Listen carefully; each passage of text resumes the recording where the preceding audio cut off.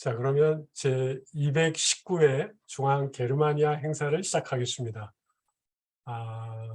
저희가 그 포스트 코로나 시대 거대 위기와 거대 전환이라는 주제로 작년에 이어서 올해 두 번째로 하고 있고요. 예, 올해 상반기에도 세 차례 하고 하반기에도 세 차례 할 예정입니다. 오늘은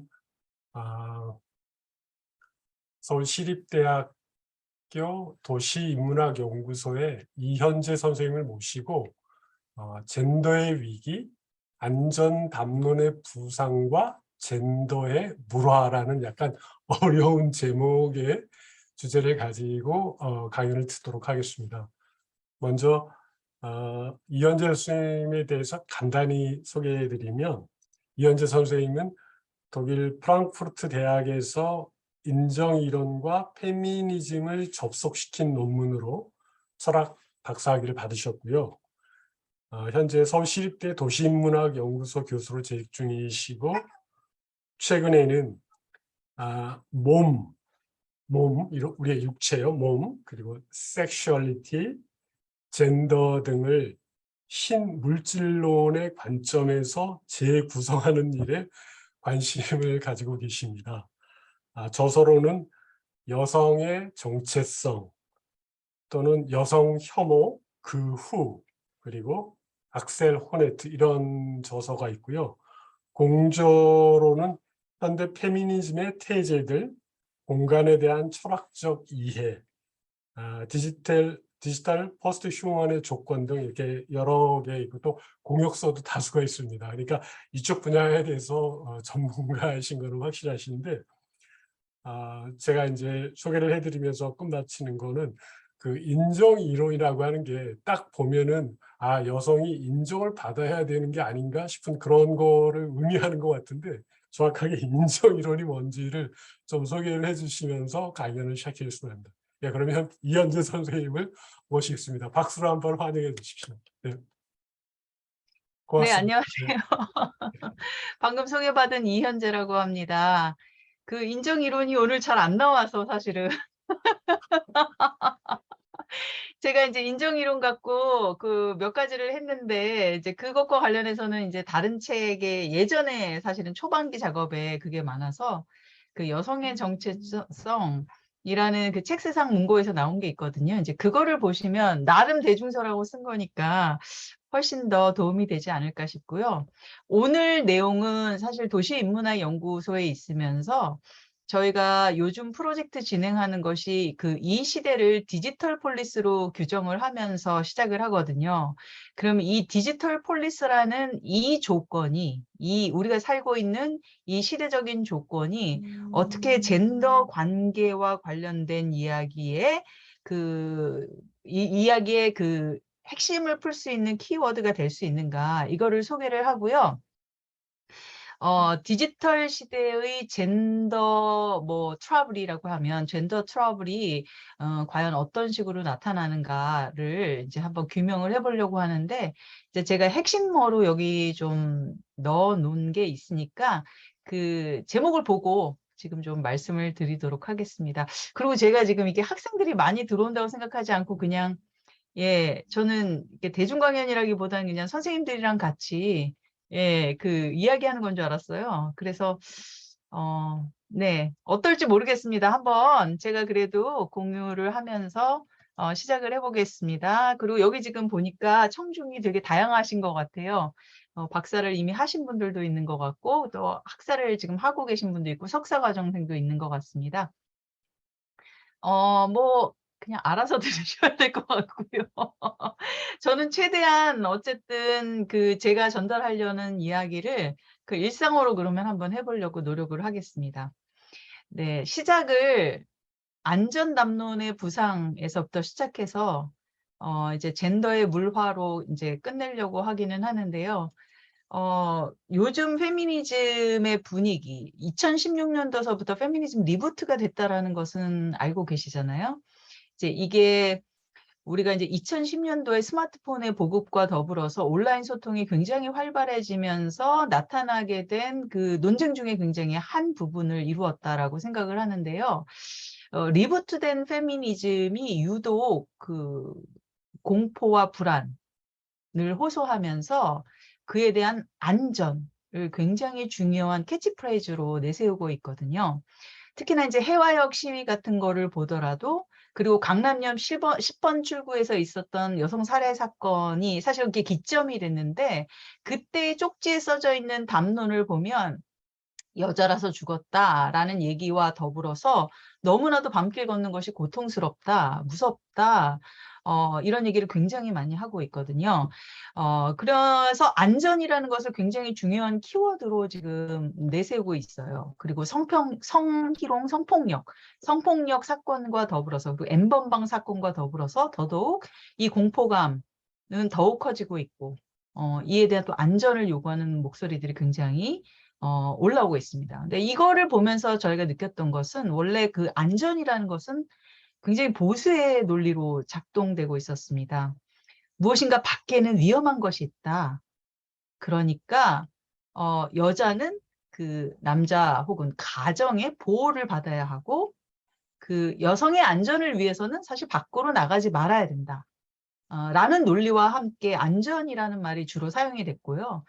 그렇기 때문에 안전, 보호 이런 말과 같이 연관된 것은 여성을 사실은 가정이라는 영역에 가두게 되는, 사실 그런 가부장제의 어떤 논리로 많이 사용이 됐던 것도 사실입니다.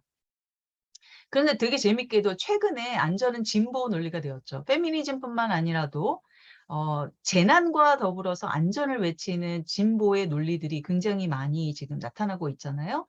근데 그와 더불어서 최근에 운동, 어떻게 보면 운동의 그 경향일 수도 있겠는데, 안전은 이제 페미니즘의 굉장히 중요한 키워드가 됐습니다. 페미니스트들은 불안과 공포를 굉장히 강조하면서 그 안전, 우리에게 안전이 필요하다라는 것을 얘기를 했습니다. 그런데 공포와 안전 담론이 부상하게 되면서 여기에 따른 부작용도 저는 발생을 했다고 봅니다. 이 공포를 굉장히 강조하게 되면서 이 공포와 불안이 점점 확산이 되게 되고, 그와 더불어서 안전하게 하는 거는 좋은데 경계를 강화하는 그 움직임이 나타나게 되면서, 이 경계를 강화하는데 안전한 담론과 치안 담론은 굉장히 다르거든요. 안전은 사실 우리 모두가, 제가 안전이라고 할 때는 그건 우리 모두가 공동체 안에서 안전할 때 비로소 지켜지는 안전인데, 치안 담론은 무엇인가 감시하고 누구를 배제하고 하는 데서 오게 되는 경계극기라고 생각을 하거든요. 근데 이제 치안 담론으로 그것이 굉장히 많이 전이되는 이렇게 경향을 좀 보이는 것 같고, 실제로 서울시에서 정책을 마련을 할 때도 뭐 20대 여성들, 혼자 사는 여성들을 위한 그 여성 정책으로 뭐 CCTV를 달아준다든지 뭐 이런 식의 어떤 그 정책들이 추진이 되고 있고, 그다음에 계속해서 분리시키고 하는 것들을 얘기했는데, 그 무엇보다도 여기에 부작용은, 저는 첫 번째는 그 공포가 더 커지고 있다라는 거예요. 공포스럽지만 안전해야 한다라고 하면서 계속해서 안전을 얘기하면 얘기할수록 사실 그 공포가 약간 전염되는 듯한 굉장히 그게 각성이 되면서, 그리고 경계를 강화하면 할수록 안전은 느낄 수 있지만 굉장히 잠정적이고, 그것이 일단은 그 바리케이트를 쳐놓은 곳이 사실은 무너질까 봐 거기에 또 전전긍긍하게 되는, 사실 이런 것들도 좀 보이기 시작하고, 그래서 사실은 안전이라는 것은 지켜져야 하는데도 불구하고 이것이 왜 더 공포를 가중을 시키는 쪽으로 가고 있을까에 대한 생각은 우리가 좀 한번 해봐야 되고, 이것이 왜 그냥 치안 담론으로만 나아가고 있을까, 이 점에 대해서는 우리가 좀 한번 생각해 봐야 되지 않는가, 이런 생각이 들었거든요. 자, 그렇다면, 자, 이렇게 떠올랐다면 저는 이 시대에 사실은 공포와 안전 담론이 왜 떠올랐을까, 이거에 대해서 한번 생각을 하게 되는데, 이제 많은 페미니스트들이 이걸 신자유주의와 관련된 불안과 이제 불안이라는 것을 통해서 많이 설명을 했습니다. 그게 뭐 손희정 선생님도 그렇고 이목기 선생님도 그렇고 여러 논자들이 실제로 신자유주의 국가의 출현과 더불어서 그 개인의 불안 같은 것들을 갖다가 잠재워줄 수 있는 장치가 사라졌기 때문에 그 불안한 시기에 안전담론들이 떠올랐고, 그와 함께 페미니즘도 같이 안전담론을 채택하게 되는 게 아닌가, 이제 뭐 이런 얘기들을 굉장히 많이 했습니다. 근데 저는 여기서 지금 여러분들에게 무슨 얘기를 해드리려고 하는가 하면, 신자유주의를 통한 그 경쟁의 불안과 그 생존의 불안도 물론 굉장히 커다란 역할을 하죠. 근데 그것과 더불어서 우리가 있었던 것이, 우리가 또 생각해 봐야 할 것이 그 디지털화되는 것. 제가 말하는 건 이제 디지털 도시화인데, 이 디지털 도시화라는 조건이 우리를 더 공포에 몰아넣은 것은 아닌가. 그래서 이 조건에 대해서는 우리가 조금 덜 성찰해 본 것이 아닌가라는 생각에서 이 부분을 여러분들께 좀 한번 얘기를 드리고자 합니다. 제가 그래서 사실 오늘날의 시대 조건을 어떤 말로 표현하면 좋을까라고 했을 때 디지털 도시화로 잡았습니다. 그 앞에 이제 디지털이라는 것이 어떤 조건들을 형성하고 있는지 그래서 한번 좀 잘 살펴봐야 될 것 같은데요. 여기 가장 특징이 되는 것은 저는 이제 탈영토화와 혼종화라는 것으로 이렇게 잡았는데요. 이거는 저의 이야기가 아니라 사실은 여러 지리학자, 도시학자들의 이야기, 정보혁명과 관련해서 그 도시가 어떤 식으로 변하는지에 대한 통찰을 담은 여러 저서들에서 정리하고 있는 바입니다. 저는 이 정리하고 있는 바를 일단 여러분들에게 같이 나누고 싶습니다. 첫 번째가, 자, 이 디지털 도시화와 관련된 것들을 살펴보기 위해서 우리나라에서 2016년도 인터넷 이용 실태 조사를 한 거를 여기서 보면요. 굉장히 재밌게도 우리나라는 여기 지금 100%도 나오기는 하는데 74 이상, 그러니까 60대까지만 해도 굉장히 이 인터넷을 굉장히 많이 사용하고 있는 것으로 나오고요. 여기 2016년 인터넷 사용 시간 기준 연령별 이렇게 되어 있는 거를 보면요. 여기 그 보면 PC나 모바일을 지금 다 PC가 파란색, 모바일이 빨간색이거든요. 그쵸? 모바일을 사용하는 게 이제 이 젊은 층으로 내려올수록 조금 더 많아지는 거를 여러분들 볼 수 있고, 이제 PC를 사용하기는 이제 연령대가 좀 높은 측에서 많이 사용하고 있는데, 어쨌든 이거 다 이게 이제 조사를 해본 결과 꽤나 많은 이제 시간들을 주당이 그러니까 이게 지금 200분이니까 꽤 많이 사용하고 있는 거죠. 근데 사실은 누군가 이렇게 얘기를 해요. 이렇게 해서 수업 시간에 제가 물어봤거든요. 컴퓨터나 인터넷 연결 모바일로라도 얼마나 해? 라고 물어봤더니 1시간, 2시간, 3시간, 4시간. 근데 학생들이 손을 안 들어요. 그래서 보니까 뭐라고 얘기하냐면요. 이렇게 얘기하더라고요. 그렇죠. 네, 수시로. 네.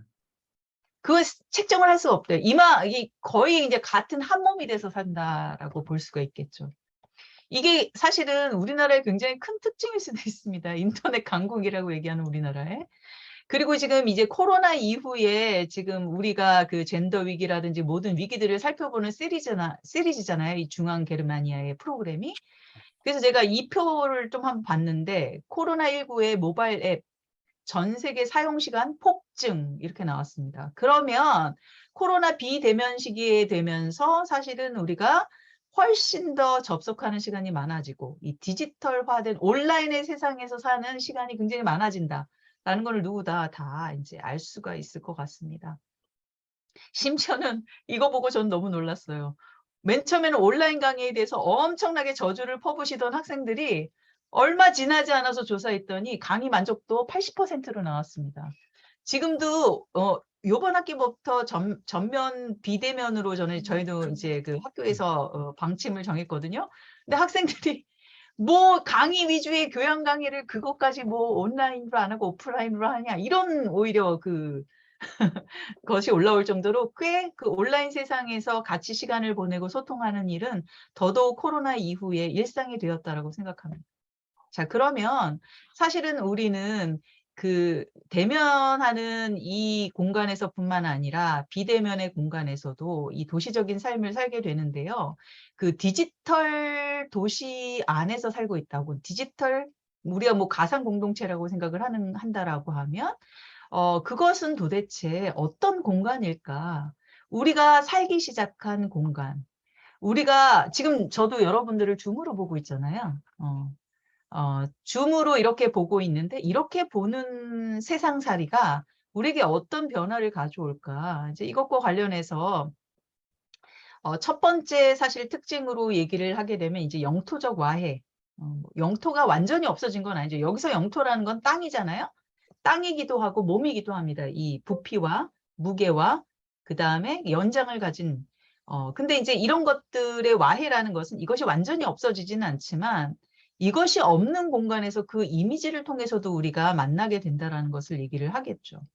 그래서 현대 메트로폴리스는 챔버스의 말에 따르면 지도로 나타내기 어렵다. 왜냐하면 그 극한을, 그 경계와 범위와 한계를 안다고 말하지 못할 것이기 때문이다. 자, 이 말은 뭐냐면 우리는 이제 네트워크의 삶을 굉장히 더 오랜 시간 어떻게 보면 살게 되었습니다. 그런데 그 네트워크의 결절지로서의 도시라는 그 비유는 우리가 영토를 통해서 상상하는 것이 아니라 연결점이잖아요. 연결점. 그렇기 때문에 그게 도대체 어느 정도나 큰지 우리는 사실은 구체적으로 이게 뭐 그림을 그린다든지 어떻게 이렇게 할 수가 없다라는 것이죠. 그래서 그 범위와 한계를 안다고 할지 못할 것이다라고 얘기를 하는 것이고, 예를 들어서 서울의 지도를 보시면요. 저는 서울시의 홈페이지가 매우 잘못되어 있다고 생각하는데 서울시를 나타내는 상징적인 어떤 사진들을 두었거든요. 근데 그 서울시를 나타내는 사진은 그거는 정말로 비대면 시대의 서울, 행정적인 그 지도로서의 서울입니다. 서울은 사실은 이 서울이 영향력을 행사하는 것은 온라인으로 퍼져나가기 때문에 사실은 서울은 LA와 연결이 되어 있고 서울은 또 어느 라틴 아메리카와 연결되어 있고 사실은 그 극한과 연결점의 끝을 완벽하게 우리가 알 수 없고 그 경계를 뚜렷하게 굴 수 없다. 라고 하는 것이 정말 사실이기 때문입니다. 그래서 소자는 이렇게 말합니다. 도시는 실제 장소일 뿐 아니라 상상된 그리고 가상화된 현실이 되어가고 있다. 그러니까 우리가 문명이라든지 문화라는 것을 경험하는 장소는 그 장소로서의 도시는 실제 그 건물이 있고 그 교통, 도로 같은 것들이 발달한 그런 곳이기도 하지만 네트워크로 이어진 가상세계이기도 하기 때문에 우리는 시뮬레이션 속에서 도시적인 삶을 함께 살고 있는 것이다 라고 얘기를 합니다. 이게 이제 디지털 도시화의 굉장히 중요한 특징이기도 하겠죠. 그래서 보이어란 사람은 컴퓨터 그물망의 상상계정 매트릭스, 우리가 사는 세계를 이렇게 표현하기도 했고요. 누구나 접속하기만 하면 도시적인 문화에 우리는 닿을 수 있습니다. 사실은요, 우리가 서울에 살기 때문에 서울 사람만 도시적인 문화를 경험하는 것이 아니라요. 접속하고 있는 자는 누구나 다 도시적인 삶을 살고 있다. 이렇게 얘기해야 더 정확한 이야기가 될 것입니다. 그래서 사이버 공간은 이제 우리가 어떤 중심이 있고 타운이 있는 그런 물리적인 실체로서의 장소가 아니라 그 중심이 없는 거대한 메갈로폴리스라고 얘기해야 한다라는 이야기도 나오고 있습니다. 우리는 물리적 세계로서의 도시에서 상상적 실제 세계로서의 도시로 이제 바뀌고 있는 거죠. 여기에 보시면 이 말 모순적인 두 개가 같이 들어가 있죠. 상상인데 실제예요. 이거는 사실 그 소자가 그 가운데다 이게 화살표죠. 대시를 넣어서 이제 상상이자 실제인 이런 말을 굉장히 많이 쓰거든요. real and imagined. 사실 그거를 갖다 붙여서 쓰기도 해요. 아예 real and imagined라는 말을. 왜냐하면 그 두 개는 더 이상 이제 구분할 수 없는 식이라는 거예요. 왜냐하면 아시다시피 상상이 원본이고 요즘은 그 상상된 것이 대면적인 공간에서 출몰을 하잖아요. 디즈니랜드 같은 것들은 완전히 우리가 원본이라고 생각하는 것은 이 실제에 있는 것이 아니라 가상세계에 있었다는 것을 보여주는 하나의 굉장히 대표적인 사례라고 할 수 있는 거잖아요. 근데 어쨌든 사이버 세상의 도래와 더불어서 우리는 어디까지가 상상인지 어디까지가 실제인지 어디까지가 중심이고 어디까지가 가상인지 사실 이것을 뚜렷하게 구분할 수 없는 시대에 도달을 했다라고 얘기를 합니다. 그래서 우리는 어떻게 보면 더더욱 접촉이 없고 사실은 시각을 통해서 이미지들을 획득하는 방법으로 인식을 하게 되는 이제 그러한 그 삶을 살게 되었다라고 얘기를 할 수가 있겠죠. 그래서 소자는 매스미디어와 함께 발달한 네트워크의 교차점, 정류장, 결절지로서의 메트로폴리스를 포스트 메트로폴리스라고 명명합니다. 그리고 이러한 새로운 도시의 형태가 탈영토화와 재영토화의 상호작용 속에 있다고 얘기를 합니다. 그러니까 이 전반적인 그런 얘기를 보면 디지털 폴리스 혹은 뭐 우리가 포스트 메트로폴리스 무엇으로 그것을 명명하든 디지털 도시화의 시기에 우리가 살고 있는 도시적인 장소는 그 실제 그 물리적인 장소와의 밀착성이 약화되고 있는 것은 사실이게 되는 것이죠. 이걸 통해서 나타나게 되는 하나의 이제 증상은 뭐냐면 우리 삶에서 더 이상 영토적인 것, 그 무엇인가 촉각을 통해서 느낄 수 있는 것들이 그 우리의 세계에서 중심성을 사실은 조금 더 잃어가고 있다라는 것과 연관이 될 수 있겠습니다. 또 하나의 특징은 뭐냐면 이 디지털화의 특징은 뭐 이런 식으로 해서 네트워크로 점차적으로 연결이 되니까 이 네트워크는 점점 빨라지고 그러잖아요. 그러니까 더 많은 이제 결절점들이 생기겠고 더 많은 교차로가 생길 거 아니에요. 근데 이 교차로는 실제로 더 많은 혼종성을 경험하게 되는 그 계기가 되겠죠. 예전에 도시이론에 굉장히 유명했던 르페브르라는 사람이 있는데 자본주의 도시를 자본의 논리에 의해서 동질화되는 공간이라고 얘기를 했어요. 그러니까 모든 것이 사실은 셈으로, 화폐로, 예를 들면 이렇게 환원되기 때문에 동질화하는 공간이라고 했는데 사실 동질화만 일어난 것이 아니라 디지털화와 동시에 도시 안에서는 저는 혼종화가 당연히 일어났다고 생각해요. 예전과 달리 우리는 이질적인 것을 굉장히 일상 안에서 많이 목도하게 됩니다. 우리가 대면 상황이라면 보지 않았을 굉장히 다양한 이질성들을 언제든지 우리가 접속하기만 하면 볼 수 있고요. 사실 우리가 동의하지 않아도 그들에 의해서 그 접속되는 순간 우리는 그것을 마주하게 되어 있죠. 그래서 과학기술을 통해서 사람, 물자, 돈, 이미지가 한 사회를 초월하여 흐르게 되면 이 과정에서 인간의 의도, 기계, 텍스트, 사물 그리고 그 외의 과학기술은 복잡하게 상호 결합하며 그런 의미에서 도시는 혼종적이 된다라고 얘기를 하고 그 아파두라이라는 사람의 이런 거, 그 인종적 경관, 기술적 경관, 자본적 경관, 미디어 경관 이런 거 얘기했는데요. 그 미디어 경관, 그 경관들은 더 복잡하게 뒤섞이면서 혼종성을 증가시키게 된다라는 것으로 이제 우리가 이제 한번 볼 수 있겠습니다. 자, 사람들이 이 장소가 이렇게 변했어요. 그러면 사람이라는 존재는 어떻게 변했을까요? 그러니까 우리가 제일 많이 말할 수 있는 것은 사실은 사이보그가 되었다라는 얘기인 거죠. 아까 제가 학생들한테서 정말 직관적으로 느낀 것은 언제 접속해? 라고 물을 때 그거를 어떻게 세요? 라고 말하면서 수시로라고 얘기한 것은 내가 핸드폰을 손에서 놓지 않는다라는 것이죠. 이제 여기까지가 나라는 거죠. 그러니까 이게 내 머리고, 이게 내 다리고, 이게 내 그 수단이 되는 것이기 때문에 이게 없으면 굉장히 불안하고, 여기까지가 난 거죠. 그렇죠? 자, 그게 또 어떤 변화를 일으키는지. 그래서 스마트폰은 나의 뇌이고 다리며 사회관계고. 그런 의미에서 우리도 인간과 기계의 혼종인 사이보그가 되어가고 있다라는 해로웨이의 진단은 너무나도 정확하지 않나 이런 생각이 듭니다. 자, 이 사진을 보면 이거는 린 랜돌프의 사이보그라는 그 그림인데요. 요거를 제가 알기로는 이제 해로웨이가 갖고 와가지고 인용을 하거든요. 근데 여기 보면 저는 딴 게 아니라 이거를 되게 보고 싶어요. 사이보그가 어떤 삶을 살고 있는지. 아까 우리가 얘기했잖아요. 영토화된 부분들이 탈영토화의 그 부분이 굉장히 강해진다라고 했잖아요. 여기 보면 이 여성이 접속을 하고 있죠. 그렇죠? 접속을 하고 있어요. 접속을 하고 있는 한 이 사람이 보는 세계는 여긴 거죠. 네. 그렇죠? 접속을 하는 한 이 세계를 보고 있는 거죠. 저는 이 그림에서 우리가 좀 한번 주목해야 봐야 할 게 이거라고 생각해요. 사실 그렇게 되면은 뭐가 되게 중요하냐면요. 이 세계에서 어떤 이미지가 돌아다니느냐에 따라서 그 도시적인 삶이 어떤 식으로 펼쳐지는가가 달려있게 되는 것이겠죠. 그죠?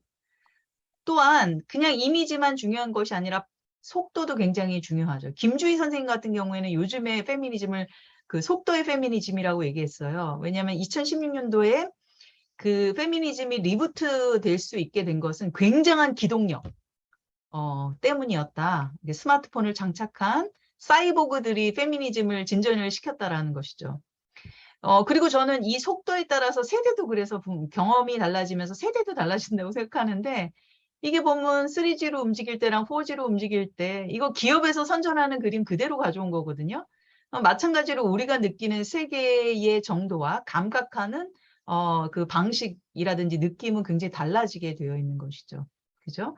이런 것들, 미세한 것들이 같은 시간을 살고 있지만 다른 세계를 살 수 있다. 매체를 무엇으로 하느냐에 따라서. 제가 이제 그래서 사실은 효도폰 계속 쓰고 있다가 바로 이렇게 최신 핸드폰으로 바꿨습니다. 저도 좀 개선된 사이보그가 한번 되면서 어떤 세계를 경험할 수 있는가를 보자. 정말로 할 수 없었던 것을 많은 것을 이제 하게 되었습니다. 포켓몬을 일단 할 수 있게 되었었고요. 그게 벌써 몇 년 전 얘기인 거죠, 사실은. 이제 등등 이제 경험하는 세계가 달라지게 된다라는 것이죠. 여기서 되게 중요한 것은 뭐냐면 아까 말했듯이 이제 비대면 시기가 코로나와 함께 본격화되면서 사실은 아까 말한 그 디지털 도시화라는 그 연장성을 잃고 영토성을 조금 탈각한 이 세계에서 사실 우리가 굉장히 경험해서 많이 달라지게 된 것이 바로 이제 비신체적 관계들인 거잖아요. 제가 여러분들이랑 신체적 관계를 지금 맺고 있나요? 아닌 것 같죠. 저는 여러분들과 지금 이미지 관계를 맺고 있다고 생각해요. 그죠? 그러니까 우리가 접촉으로 사실은 관계를 맺고 있는 것은 아니니까요. 자, 그래서 여기서 보면 요즘은 예전에는 그 친밀한 것, 그 다음에 1차 관계, 가족 관계 이런 거는 보통 대면으로 했다라고 얘기를 하고 그나마 그 다음에 굉장히 공식적인 관계 이런 것들은 뭐 이제 비대면 관계나 뭐 이런 것들로 처리됐다라고 하는데 이 코로나와 비대면 시대에 달라진 점은 뭐냐면요. 이 비신체적 관계들이 1, 2차 사회관계에 모두 다 들어왔다라는 거죠. 격리를 하고 있는 어머니와 딸은 그 온라인으로 확실히 소통합니다. 네. 그리고 저는 너무나도 놀랬던 게 그 넷플릭스에서 영화 보기 기능이 있더라고요. 같이 영화 보기 기능, 친구와 같이 영화 보기 기능. 그래서 제가 이제 성과 사회라는 과목을 맡고 있어서 그 수강생들한테 물어봤더니 이제 학생들이 데이트를 할 때 만날 시간이 없으니까 그 넷플릭스에서 그거를 같이 관람하고 그것을 톡으로 서로 얘기를 하는 게 데이트를 하는 거라고 하더라고요. 그거를 본다면 정말 우리가 1, 2차 관계 자체가 비신체적인 관계들로 대체되고 있다라는 느낌을 확 정말 지울 수가 없었습니다. 그래서 친밀 관계도 비대면으로 하게 되는 시대가 왔다. 그래서 마크 보트디너라는 사람의 이야기에 따르면 이거를 비대면적, 비신체적 관계들이 늘어난 것이고 이게 바로 이 비인격적 도시 생활의 문화가 우리에게 굉장히 그 주류로 탄생하게 되었음을 보여주는 것이다. 이제 그래서 오히려 이것들이 굉장히 정상화되고 있는 그런 것이고요. 코로나 아니라도 기술 발전을 통해서 우리는 사실 접촉을 통한 어떤 신체적 관계가 아니라 시각을 통한 비신체적인 관계를 맺고 있다고 생각하는데 그러니까 산모나 부모가 아이와 처음 만나는 장면을 한번 여러분들 떠올려 보세요. 병원이죠. 병원은 사실은 기기를 통해서 태아를 봐요. 물론 그 어머니는 느끼고 있죠.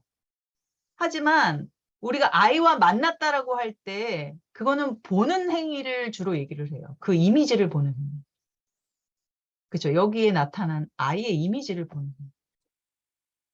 이것도 해로웨이가 인용하고 있는 그 앤켈리의 그림입니다. 버추얼 검경이라고 하는 건데 저는 이 그림을 지금 이 맥락에서는 사실 이미지, 그러니까 비신체적인 어떤 관계를 표상하는 걸로 읽혀도 되지 않겠느냐 하는 의미에서 제가 좀 가져왔습니다. 사실 제가 왜 이거를 가져왔냐면요. 지금 디지털 도시화와 관련해서 탈영토화만 된 것이 아니라 몸이 사라지고 있다. 라는 얘기를 좀 드리려고 하는 것입니다. 네. 우리는 몸을 대체하는 것으로 많이 사용하고 있고요. 그렇기 때문에 사실 몸도 신체적인 접촉을 통해서가 아니라 시각적으로 사실은 많이 만나고 있게 되는 것이죠. 그렇죠? 몸도 비신체적으로 만나는 거다. 뭐 이렇게 표현할 수도 있겠습니다. 네. 이 말은 실제로 우리가 갖고 있던 몸의 경계를 접촉을 통해서 사실 확인할 수 있는 방식들을 점차 사실은 잃어가고 있다라는 것으로도 연결될 수 있다고 생각하는데, 제가 이 얘기를 왜 하냐면요. 뒤에 제가 신경쇠약증이라고 얘기하는 것과 관련된 불안증을 설명을 하는데 굉장히 키포인트가 되기 때문입니다. 자, 여기까지가 이제 전반적으로 이게 제가 조건들을 얘기를 하는 거라면요. 그 다음에 이 디지털 도시화의 시기에 어떻게 공포와 불안이 나타나게 되었는지, 이것을 신경쇠약증이다라고 이렇게 규명하는 부분이 있는데, 제가 이것을 이제 신경쇠약증, 이 사람이 신경쇠약증이라고 부른 이것과 한번 지금 매치를 시켜보려고 하는 건데요. 이제 소자라는 사람 아까 얘기했잖아요. 근데 셀레스테 올랄키아가를, 이 사람이 메갈로폴리스라는 책을 썼어요. 이제 여기 이 사람을 인용하면서 도시 공간의 영토적 와해로 인한 불안감이 심리적 차원에서 신경쇠약증으로 나타난다라고 이 사람은 얘기를 합니다.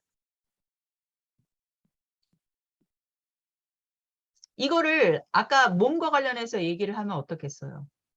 몸의 영토적 와해로 인한 불안감이 심리적 차원에서 신경쇠약증으로 나타난다. 이렇게 말할 수도 있겠죠.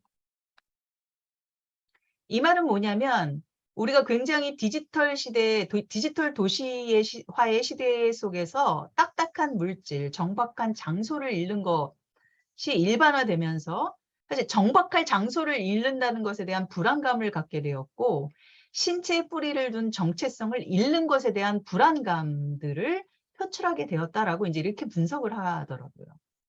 이게 굉장히 저는 재미있는 포인트라고 생각을 했거든요. 그러니까 우리가 신자유주의로 인한 그런 불안감만 겪는 것이 아니라, 내가 뿌리를 정박할 수 있는 곳, 뿌리를 정박할 몸을 잃을 수도 있다. 잃고 어때요? 그 네트워크가 접속이 된다는 것은 이게 부유하면서 떠다니는 거잖아요. 계속해서 유동적으로 떠다니기만 할 수도 있겠다라는 것이 이제 불안감과 연결이 되는데, 이제 그게 이제 신경쇠약증이다라고 셀레스테 올라퀴아가가 얘기를 해요. 그러면서 뭐라고 이거를 진단을 하냐면, 신경쇠약증은 자아와 주변 영역 간의 관계 교란. 그러니까 내 몸과 환경을 구분을 했던 구분을 할 수 있는 이거를 이제 교란이 된다라는 것으로 이제 얘기할 수 있는데, 어떤 유기체의 몸의 좌표가 정의하는 공간이 재현된 공간과 혼동되는 상태를 말한다. 이렇게도 얘기를 합니다. 요건 조금 다른 건데요. 이거는 무슨 말이냐면, 우리가 보통 갖고 있던 내가 뭐 유기체로서 이렇게 접촉을 통해서 알게 되는 이 몸을, 이것이 재현된 이미지 있죠. 이것과 혼동되는 상태. 이것도 역시 왜냐하면 이미지가 되면요. 이미지는 아까 말했듯이 떠다니잖아요. 그렇죠? 떠다니게 되면서 이게 내 것이 아닌 듯한 불안감들을 이제 가중시키게 된다. 뭐 이런 식의 이제 이야기들을 하게 되는 것이죠. 여기 보세요. 신경쇠약증에 걸린 유기체는 자기의 몸의 경계를 구별할 수 없어서 자신을 둘러싼 시면의 바닷속에서 길을 잃고 자신 너머의 공간을 포용하면서 자기 자신의 정체성을 상실한다. 이런 식으로 이제 얘기를 했습니다. 그래서 저는 사실 이거가 사실 자기 정체성의 불안이거든요. 신체적 자아 정체성을 상실할 것에 대한 이제 불안이 나타나게 되는 것을 신경쇠약으로 지금 이게 보고 있는 것이다라고 얘기를 할 수 있어요. 그래서 이제 이거는 신경쇠약증을 여러 가지로 뭐 얘기할 수 있겠지만, 딱딱한 물질성이 없어지는 것. 그다음에 예를 들어서 이미지화되면서 그것이 내 몸이 컴퓨터 화면과 비디오 모니터의 지형에 점점 깊이 얽혀가는 것. 그다음에 어떤 유기체의 몸의 좌표가 정의하는 공간이 재현된 공간과 혼동되는 상태. 이거를 다른 말로는 또 이렇게 표현하더라고요. 자아와 환경이 융합되는 것. 융합되는 것에 대한 불안감에 대응하는 어떤 신경 증상, 뭐 이렇게를 계속 얘기를 하는 거예요. 자, 그렇다면 디지털 도시화 안에서 신경쇠약증 그 누구의 어떤 특정한 병명이 아니라 이렇게 되면 사실은 디지털 도시화 안에서 같이 얽히고 살아가는 우리 모두가 겪을 수밖에 없는 어떤 증상으로 저는 읽어야 된다고 보거든요. 자, 그런 이제 상황이라는 것이죠. 신체를 이걸 이제 또 사전을 찾아보면 신체를 잃는 것에 대한 공포, 집착, 강박, 불안, 공격, 신경과민 이것과 관련해서 이제 설명이 되더라고요. 그죠?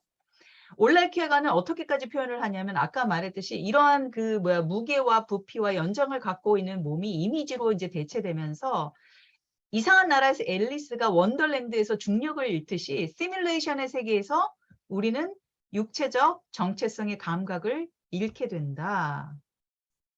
그리고서 계속 왜 그 앨리스가 자기가 원치 않아도 갑자기 다른 세계로 움직이고 갑자기 다른 세계 이게 뭐예요?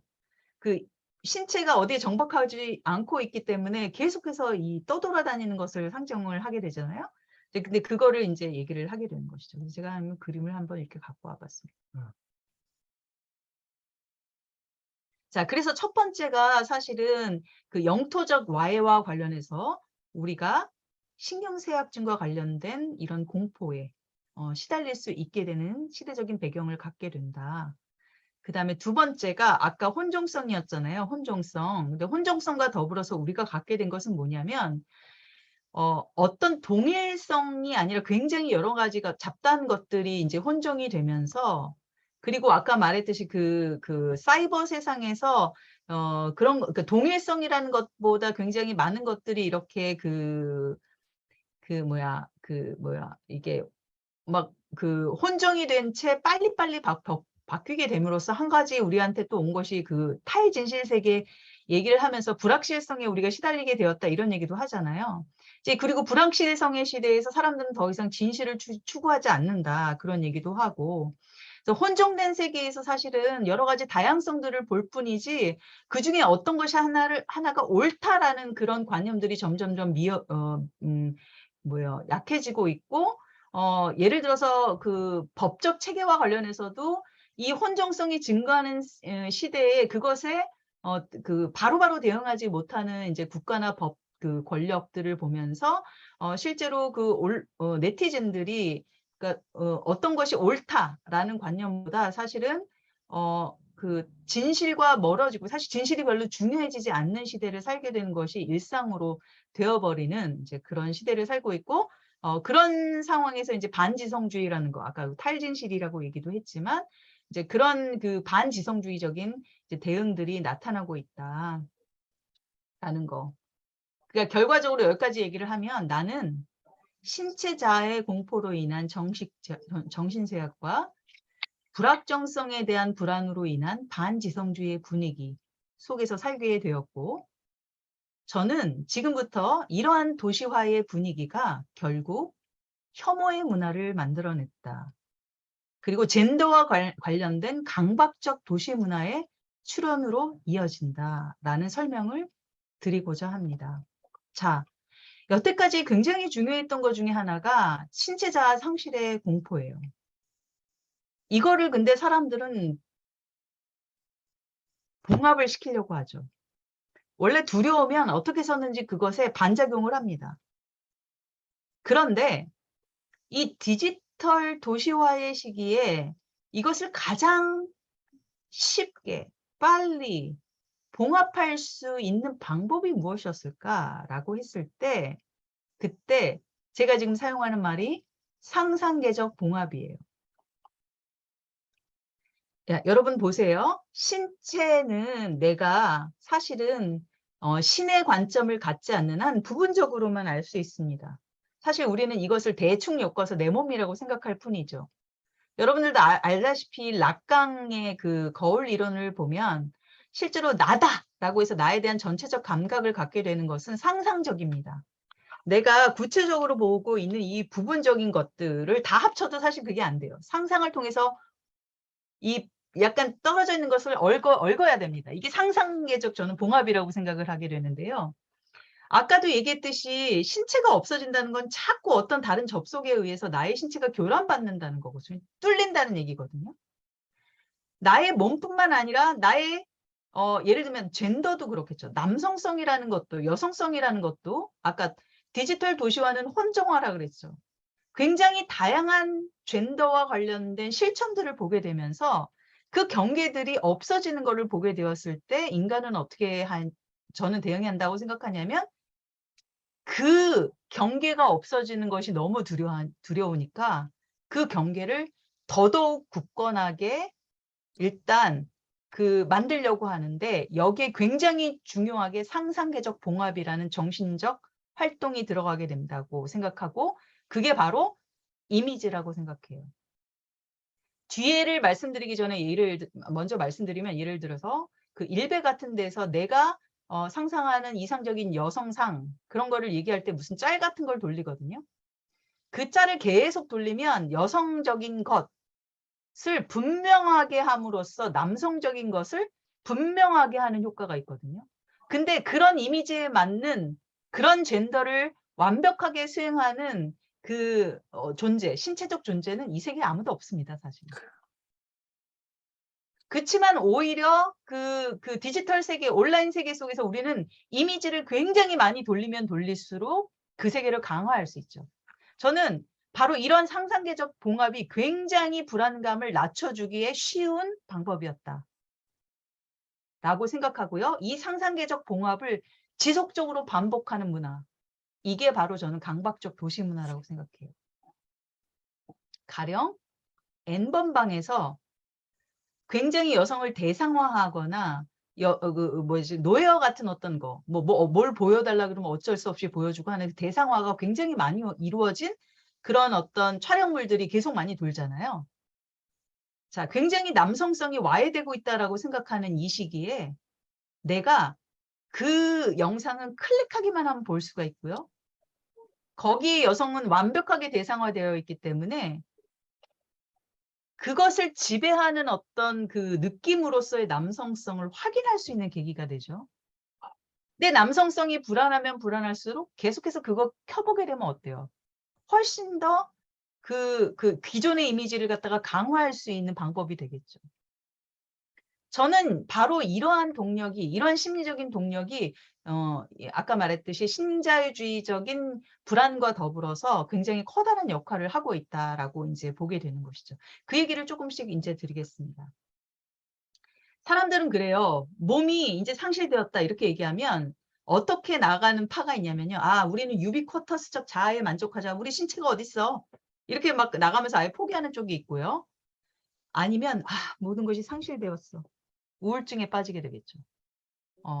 그런데 되게 재밌는 것은 많은 디지털 문화는 상실에 대한 두려움을 극복하기 위해 상상계를 통해서 몸의 경계를 강박적으로 유지하려는 시도로 나아갔다라는 게 제가 디지털 문화 분석입니다.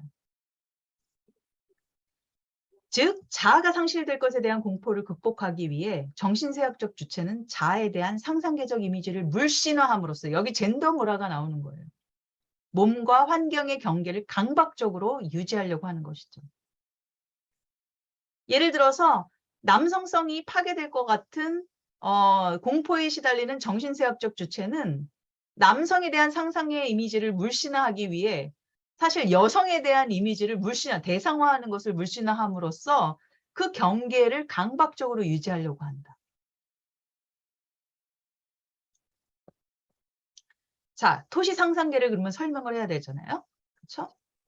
사실은 이 상상계라는 말을 설명하려면 굉장히 오래 걸려요. 이게 철학이나 뭐 이런 것들, 문학이나 이런 것들을 좀 기존에 접하신 분들은 쉽게 알 수가 있을 것 같은데, 아까도 처음에 얘기를 했듯이 이 상상계라는 말은 이제 락강한테서 주로 많이 나온 말인데, 우리가 락강의 거울 단계가 뭐냐면, 원래는 아이가 부분적으로만 자기를 보겠죠. 이게 이제 촉각 같은 거를 통해서 사실 자기를 이제 알게 되는, 자기 신체 자아를 갖다가 알게 되는 건데, 아직까지 자아라고 얘기할 수 없죠. 왜냐하면 자기 건지 엄마 건지 이 부분적으로만은 사실 구별이 안 되니까. 근데 아이가 거울 단계에서 거울을 보면서 그 거울의 상을 통해서 아, 내가 뭔가 하나의 통일된 이미지를 갖고 있구나를 깨달는 순간, 사실 근데 이거를 상상적이라고 표현을 하는 것이죠. 그렇게 되는 순간 나와 타자를 구분하게 되면서, 나와 환경을 구분하게 되면서 전체적 자아상, 전체적 신체 자아상을 갖게 된다. 이게 이제 신체적 자아의 출발이다라고 얘기를 하면서 하거든요. 근데 사실 이렇게 따지기 시작하면 사실 신체적 자아라는 것은 상상적인 어떤 활동의 결과라고 볼 수가 있겠죠. 그렇죠? 파편적이었던 것을 메꿔주는 어떤 정신의 상상계적인 어떤 그 기능이 거기에 덧붙여지게 되는 것이겠죠. 여기까지가 이제 우리가 상상계라고 알고 있는데, 이거를 소자가 어떤 말로 쓰냐면은 urban imaginary, the urban imaginary라는 말로 씁니다. 그러면서 이거를 갖다 도시 상상계라고 하는데, 사실 상상계는 상징계로 되면서도 계속적으로 작동하고 있다라는 것이 락강의 이야기였었어요. 근데 이 도시 상상계에서는 어떤 식으로 다시 그 귀환이 된다라고 이제 얘기를 하냐면, 소자 같은 경우 이 아까 디지털 도시 공간은 사실 네트워크의 결절점이라고 했잖아요. 그죠? 네트워크예요, 네트워크. 근데 이 네트워크로서 구성된 이 공간, 여기서 어떻게 보면 이 공간은 부피를 차지하지 않는 탈영토적 공간일 수도 있어요. 근데 이 공간을 규제하는 형식이다라고 얘기를 해요.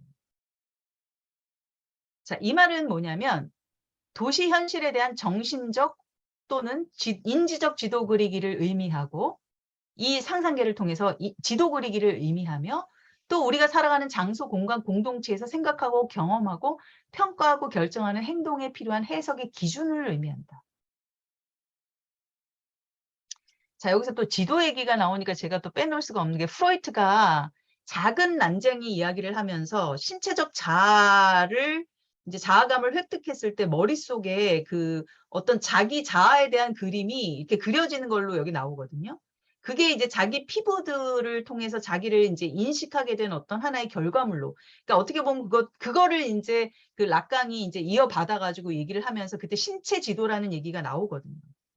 근데 사실 신체에 대해서만 지도 그리기를 하는 것이 아니라 도시 상상계는 사실은 어떻게 공간이 구성되는가, 어떻게 공동체가 어떤 공동체인가, 그 다음에 우리가 결정하는 데 필요한 규범이 무엇인가, 그 규범의 척도는 무엇인가, 이런 것들을 모두 다 총칭하는 개념으로 이제 상상계라는 말을 쓰고, 이 상상계는 그러니까 상상이라는 말이 여러분들이 아시는 굉장한 동일화 시켜줄 수 있는 이미지들을 이제 저는 이제 생각하고 있거든요.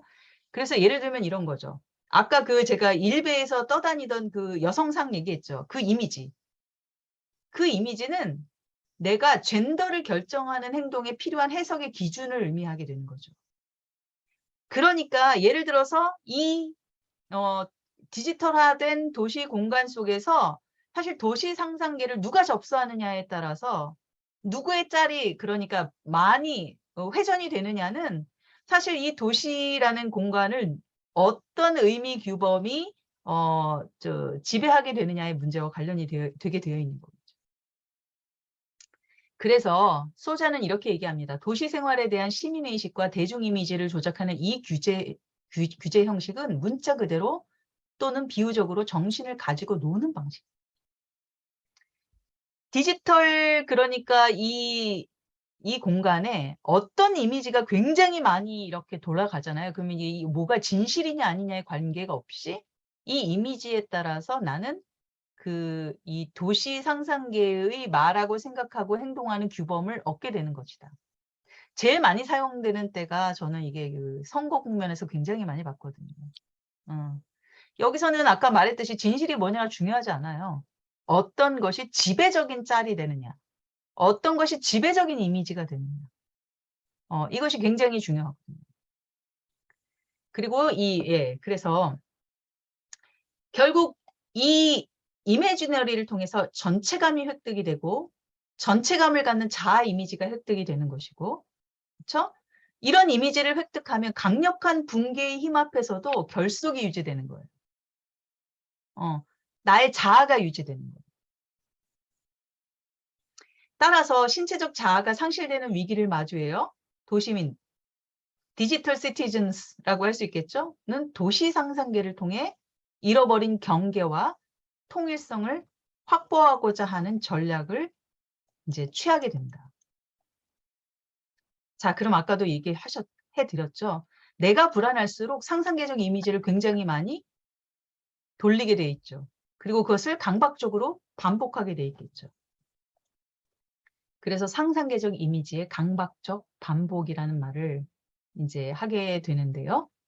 이 올라이큐어가는 이거를 이렇게 표현합니다. 지시성. 지시성이라는 건 철학에서 이게 이렇게 지시했을 때 대상이거든요.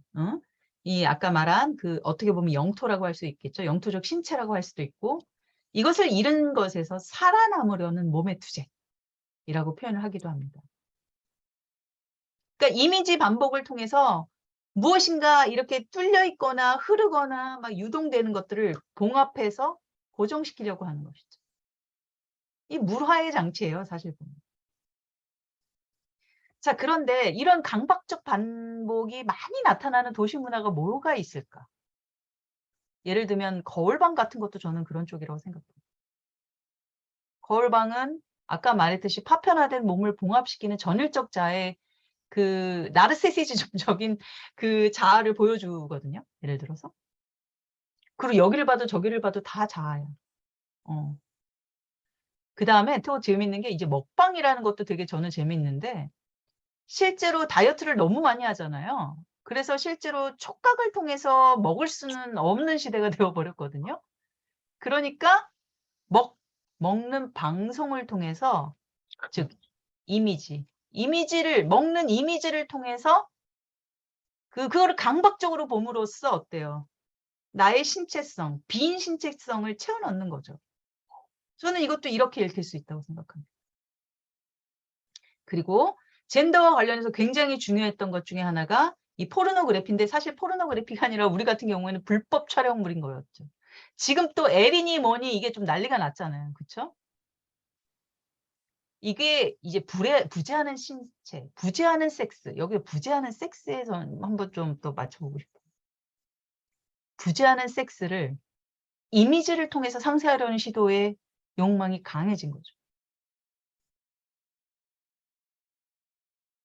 심지어는 실제로 접촉하는 섹스에 만족을 못 느낀다라는 사람도 있어요. 이미 감각이 변해버렸어요.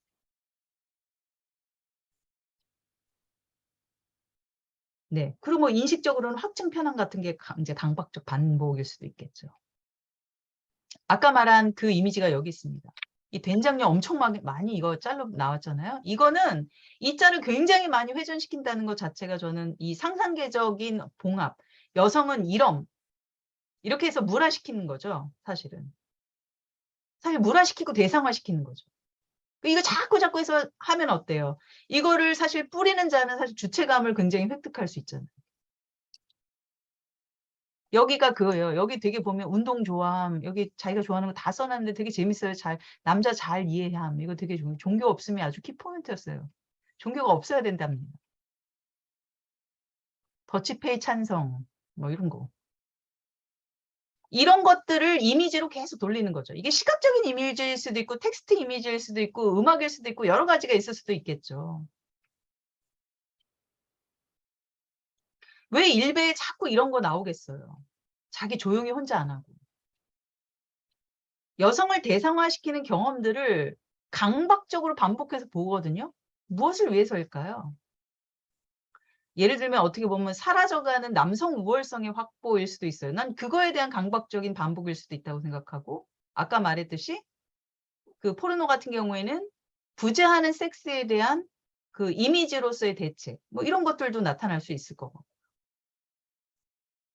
결국 주체성으로 상정되는 남성성을 사실은 이 이미지의 세계에서 이미지를 돌림으로써 상상계적으로 유지하려고 하는 강박적 문화의 어떤 표현이 아닌가. 저는 그래서 이게 굉장히 이 디지털 문화와 굉장히 큰 연관을 맺고 있다고 우리가 지금 봐야 되지 않나. 아까 제가 지금 신체의 환상적인 확인 이것도 지금 얘기를 했죠. 근데 이런 거를 직접 가서 하는 게 아니라 이걸 자꾸 봐. 난 이게 되게 지금 중요한 포인트라고 생각하거든요. 쾌감을 느끼지를 않고요. 그 접촉을 통해서 느끼는 게 아니라 이렇게 봐. 이게 도대체 뭘까? 이게 뭐 시로서는 공감각도 아니, 실은 이게 공감각이라는 말로 하잖아요. 근데 이게 이제 뭘까? 이제 이런 생각이 들었는데 이런 것들이 다 사실 상실해가는 어떤 그 신체 감각을 그 이미지로 사실은 대체함으로써 강화시키려는 상상적 봉합, 이 상상적 봉합과 관련된 강박적 문화와 관련된 것이 아닐까. 포리노그래피도 얘기를 이제 그래서 하게 했습니다. 자, 몸이 사라질 때 몸은 그 자취를 통해, 이미지를 통해서 이제 상상계적으로 재구성되고요. 시뮬레이션의 강박적 반복을 통해서 그거를 확인을 하는 이제 문화들이 이제 굉장히 이제 참고를 하게 되는 것이죠. 그리고 그 결과가 몰카의 소비가 되게 되는 것이고.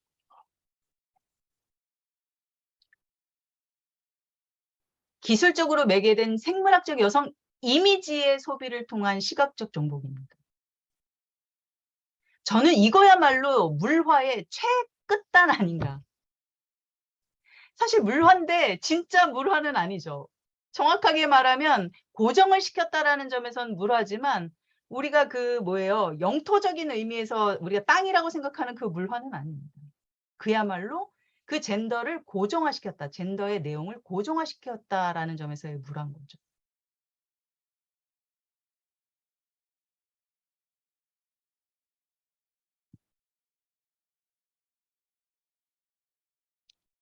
저는 근데 이러한 문화가 실제로 페미니즘 안에서도 저는 있다고 생각해요. 왜냐하면 그 페미니즘에서 요즘 되게 많이 나왔던 담론 중에 하나가 안전 담론과 더불어서 경계극기의 그 저는 그것이 뭐 화장실, 여자 화장실, 남자 화장실 뚜렷하게 구분하는 거 하나랑 그 운동 안에서 이제 생물학적 여성이라는 말을 굉장히 강조한다는 점. 실제로 생물학적 여성이라 그랬을 때 그게 뭔지 직관적으로 안 되는데 그게 뭔지 모르겠는데 사실은 없거든요. 그 생물학자들도 사실은 특별하게 결정할 수 있는 것은 아니다라고 생각하고 만약에 생물학적인 어떤 형태학이 있다라고 하면 그건 이미지거든요. 그죠? 그거 이미지죠. 우리가 신체라고 하는 진짜 신체는 사실은 전체로서의 신체는 아니에요. 항상 부분적이고 파편적인 것이죠. 자, 이렇게 여성이라는 어떤 생물학적 여성이라는 이 경계를 굉장히 공고하게 함으로써 그 페미니즘 내에서도 사실은 이제 강박적 남성 문화에서뿐만 아니라 사실은 이 어떤 그 몸의 경계를 유지하고자 하는 이 욕망들이 저는 나타나는 게 아닌가. 그리고 이를 통해서 이 경계를 강화함으로써 그 나의 안전감을 획득하려고 하는 것이 아닌가.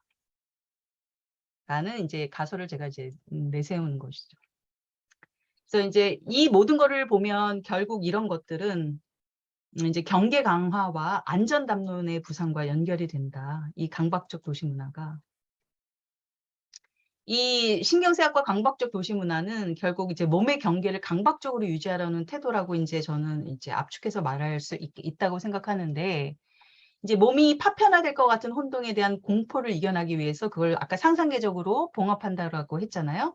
이 상상계적으로 봉합을 할 때 되게 중요한 것은 부분적인 것, 이질적인 것을 모두 다 사실 제거하고 굉장히 그 상상적으로 봉합된 이미지에 맞게 무엇인가를 강박적으로 반복하는 것과 이제 연결이 되고 있거든요. 그리고 이를 위해서 이질성을 자꾸 배제하게 되는 것이죠. 그러니까 전반적으로 문화 안에서 어때요? 그 경계를 강화하기 위한 요새 도시, 치안의 도시, 굉장히 치안으로 이 경계를 강화한 것, 그것에 대한 욕구도 같이 이 연결이 돼서 나온다라고 이제 생각을 하게 됩니다. 그래서 불안과 공포에 맞서서 영역을 유지하기 위한 경계극기가 요새 도시 만들기, 자발적 비자발적 바리케이트라는 의미로도 이제 나타나게 된다. 네. 그래서 보안 문화. 그래서 이런 말도 써요. 데이비스는 보안 강박적 도시 문화가 나타났다라는 얘기도 하게 되는데 우리가 사실 이런 강박도 지금 좀 갖고 있는 것이 아닌가. 그리고 아까 말했듯이 이질성들을 없애려는 청소, 깨끗하게 하려고 하는 것. 그래서 예를 들어서 가상 공동체 안에서도 이질적인 것들을 사실은 이제 쳐버리는 것이 너무 피곤하거든. 그런 것들도 이제 나타나기 시작하는 게 아닌가. 아까 말했듯이 그 강박적 남성 문화에 대항하기 위한 여성 운동, 페미니즘 운동이 사실 그 강박 문화에 대항하면서 나타났거든요. 그런데 전체적인 패러다임 안에서는 아까 말했듯이 그것에 대항하는 운동 자체가 사실 이 강박적 어떤 욕망들을 완벽하게 벗어나서 새로운 패러다임을 제시하는 쪽으로 나가고 있지는 못한 것이 아닌가. 왜냐? 페미니즘 안에서도 계속 경계 강화의 움직임은 똑같이 보이고 있으니까. 그래서 이런 문제를 우리가 좀 한번 생각해 보면 좋지 않을까. 이거는 사실은 뭐 저의 결론이니까 여러분들이랑 같이 이렇게 논의를 해볼 수 있다고 생각합니다. 네, 이제 생물학적 여성이라는 개념을 중심으로 대항하는 과정에서 여성 혹은 페미니즘 역시 성별 경계를 강화하고 이것도 사실은 상상계적 봉합이라고 저는 생각을 해요. 이 여성성을 물화하게 된다. 라는 이야기를 좀 드리고 싶습니다. 그래서 이게 지금 굉장히 불편한 용기가 정말 여러 가지로 의미 있는 운동이었지만 좀 아쉬운 점은 이런 경계 강화와 관련된 어떤 이런 것들을 우리가 충분히 논의해보지 못한 상황에서 좀 진행되었다 끝난 것이 아닌가 하는 아쉬움이 있다라는 것이죠. 근데 사실 제가 이제 거의 강의는 다 했습니다. 근데 사실은 이 젠더 문화가 지금 이 디지털 도시화의 경향과 관련이 되어 있다고 생각하면 이걸 어떻게 극복할 수 있을까? 극복은 될 수 있을까? 뭐 어떻게 해야 되지? 이런 것과 관련해서는 참 결론을 내기가 매우 어려웠습니다. 우리는 근데 쉽게 얘기를 해요. 우리의 실제 세계는 사실은 부분이고 차이지 한 번도 우리는 전체성이 아니다. 그러니까 우리는 부분성으로서의 우리를 좀 인정하는 사실 그런 문화로 이게 이 전환이 되어야 되는 것이 아니냐라는 얘기를 하기는 하죠. 근데 이게 어떻게 가능할까? 이거는 잘 좀 모르겠습니다. 또 하나 또 얘기하는 게 뭐냐면 아까 우리가 모든 것이 시각화됐다라고 하잖아요. 근데 우리가 좀 이 실제 그 영토적인 그 몸의 부활과 그다음 만지면서 만져지는 이 촉각적 경험들을 좀 한번 다시 살릴 수 있는 방법들을 생각해내면 또 어떻게 했느냐. 뭐 이런 제안들도 저는 있을 수 있다고 생각해요. 몸에 대해서 그러니까 상상계적으로 봉합해서 이해하려고 하지 말고 사실은 우리 몸에는 구멍이 뚫렸다라는 것을 인정하고 시작하자. 뭐 이런 얘기도 우리가 좀 할 수가 있겠고. 네. 그렇지만 사실은 이것이 어떻게 구체적으로 우리가 정말 받아들일 수 있고 실천할 수 있는지의 문제는 조금 더 우리가 이제 같이 논의를 좀 해봐야 되는 것이 아닌가라는 생각을 하게 됩니다. 네. 저 이상으로서 제가 좀 너무 일찍 마쳤나요? 네.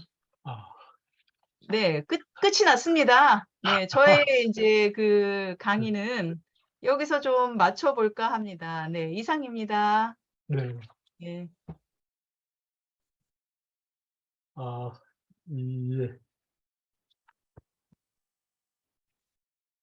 고맙습니다. 그러면, 이 자료 화면을 닫고, 여러분들은 이거 비디오를 켜주시고, 같이 얘기를 좀 해보죠. 네. 네. 그새 좀 들어오셨는데, 네. 네. 그냥 막 물어주세요. 뭐, 하여튼간 요즘과 관련된 거 그냥 막 네. 물어주세요. 뭐, 이것과 꼭 굳이 이게 직결되지 않아도 되는데, 이건 어쨌든 저의 이제 학자로서의 일종의 굉장히 구체적인 뭐, 저만의 예를 들면 이제 주장을 만든답시고 만든 거기 때문에, 네. 혹시 익숙하지 않으실 수도 있고, 그러니까 일반적으로 지금 돌아가는 형국이라든지 이런 거 같이 얘기해 볼 수도 있을 것 같습니다. 네. 여러분, 질문이나 의견이 있으면 기탄 없이 아주 이 얘기를 해주세요. 여러분, 강연이 끝났고 같이 논의하는 시간입니다. 가능한 한 비디오를 켜줘야지 이야기를 할 수가 있지 않을까요? 요즘은 비디오 안 켜고도 얘기 잘 하시더라고요. 그래요?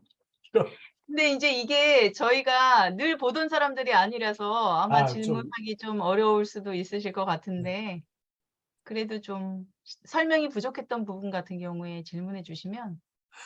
아까 그 강연 중에 버추얼 검경이라는 말이 있었는데 그 검경이라는 게 무슨 말인가요? 저는 아, 아. 낯선 용어들이 되게 많았던 것 같아요. 예. 네. 이게 좀 보면은 '이게 왜 제목이 저걸까?' 이렇게 좀 이제 의심스러운 게 많은데 검경이라는 거는 사실은 스페큘럼 그 지금 반사경이라고 번역돼서 나온 이리가레의 책이 있거든요. 네. 그 안쪽에 그 사실은 그 뭐냐 산부인과 가면 여성의 몸 안에다 넣어서 그 질 안쪽을 보는 그 거울을 검경이라고 한다고 합니다. 네. 제가 아는 검경은 검찰과 경찰을 아 동시에 일으키는 그런 말입니다. 그래서 거울이란 뜻입니다. 거울, 거울. 여기에 왜 예. 검경이 나왔나 조금 예, 역시 당연히 그런 쪽이었겠죠. 예, 네네네네. 이런 문외한하고 이게 대화를 해야 되는데 아니에요. 다른 분들이 그 평소에 생각했던 그 페미니즘 관련 또는 일배나 이런 그 학증 편향 이런 거 관련해서 질문이나 의견이 있으면 좀 얘기해 주세요. 이현주 선생님이 아까 처음에 말씀하셨다시피 이게 일반 대중으로 하는 쉬운 강연이 아니라 연구자를 중심으로 한 약간 정말 그 어려운 강의를 해 주신 것 같아서 저는 좀 따라하기가 힘든 그런 상황인데 다른 분들의 그 이야기를 듣고 싶습니다. 네.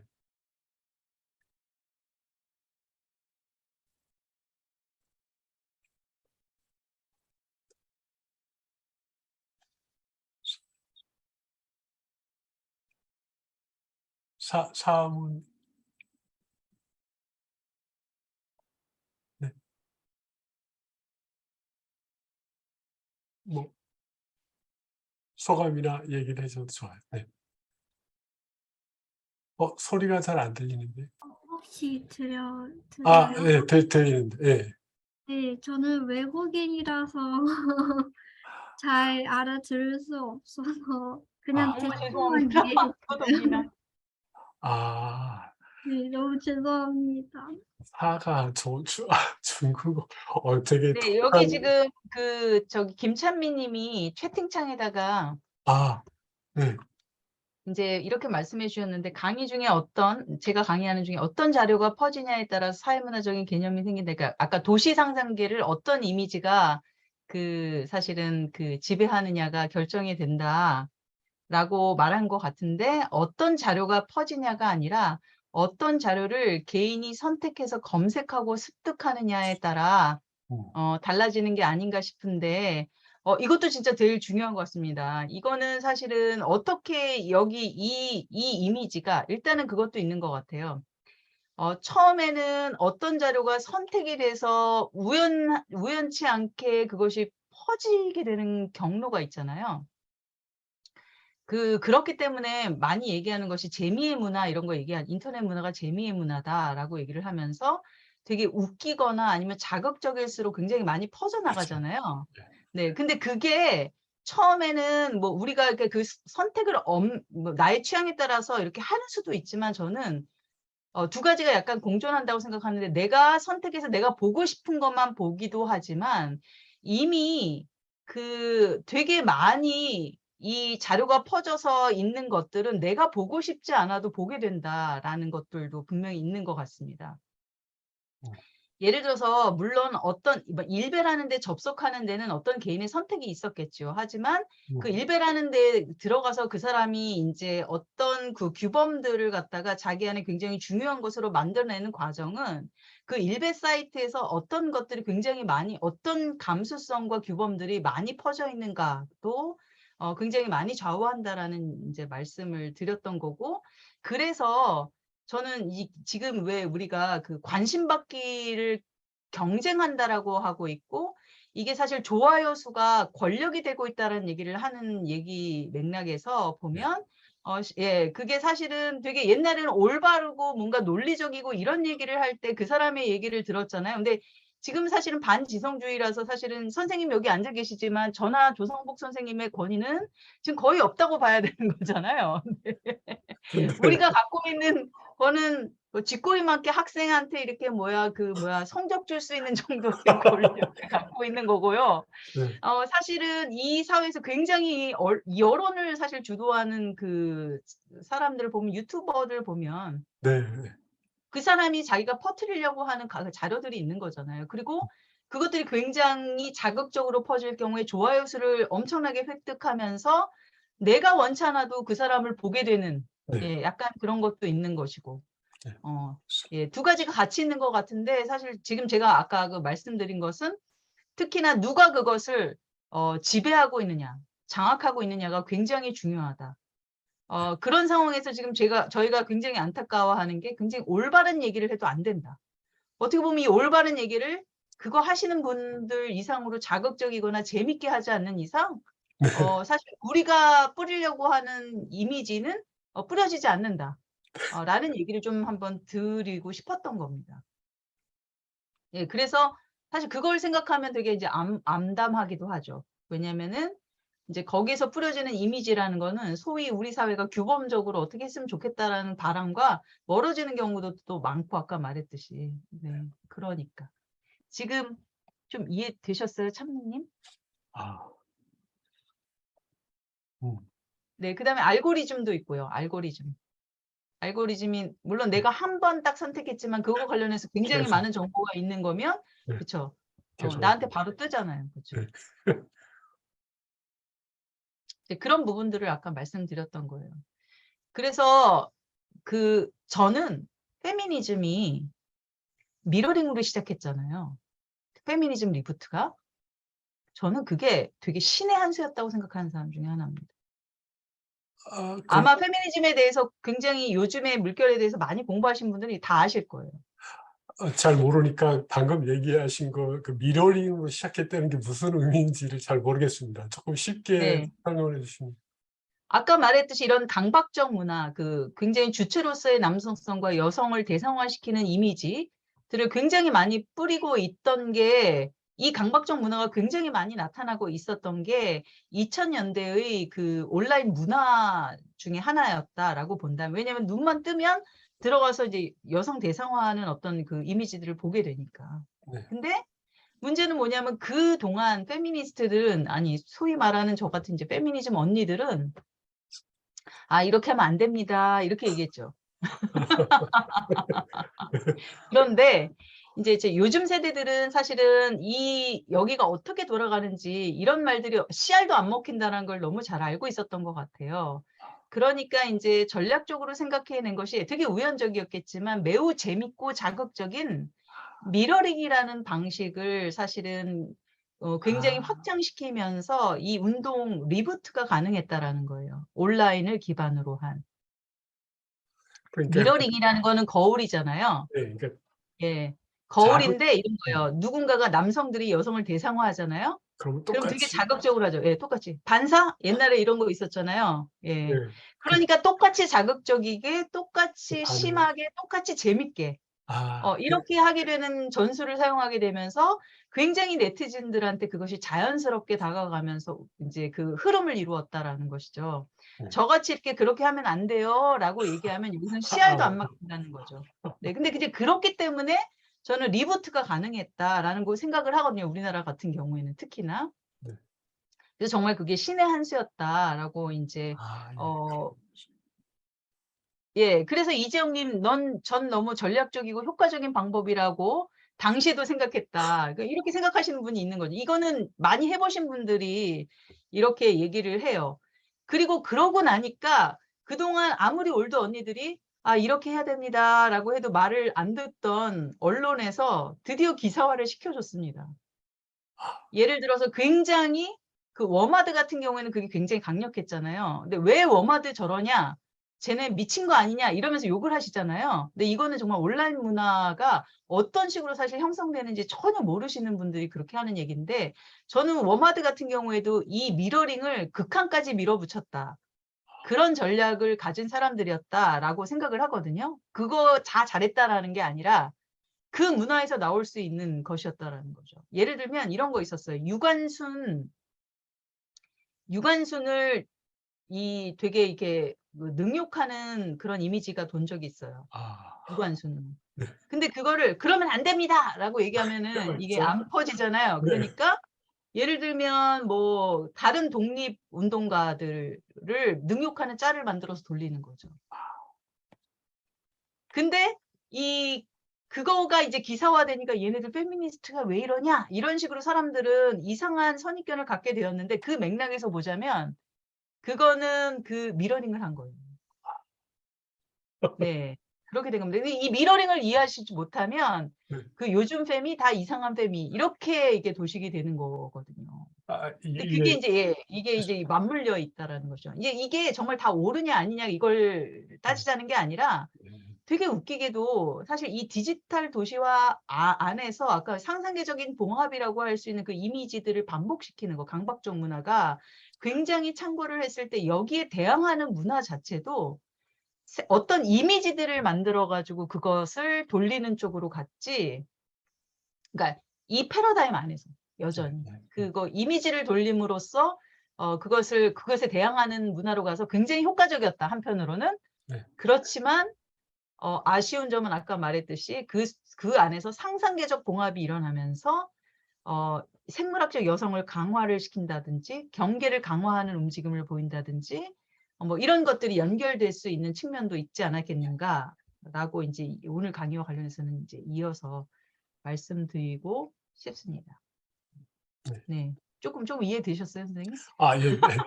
미러링이 뭔지는 명확하게 알겠고요. 네. 그것이 옳고 그름의 문제가 아니라 전략적으로 중요하다는 거를 충분히 이해했습니다. 네.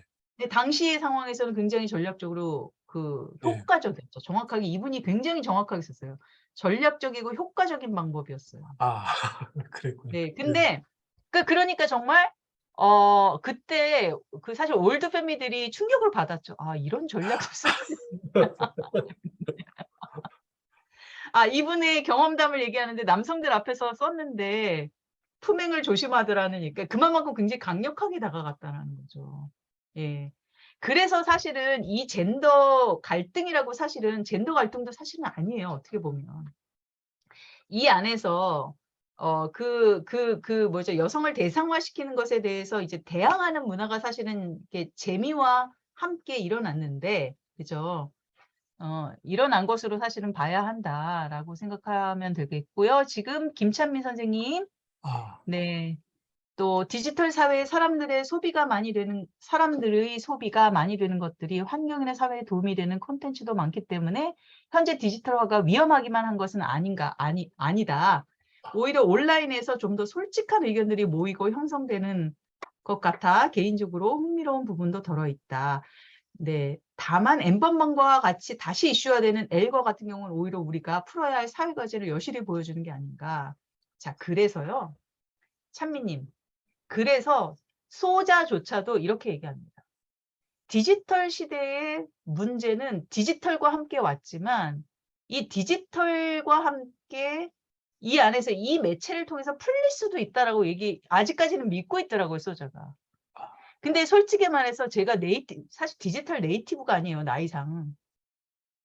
사실 이 긍정적인 가능성을 어떻게 마련해낼 것인가가 관건 같거든요.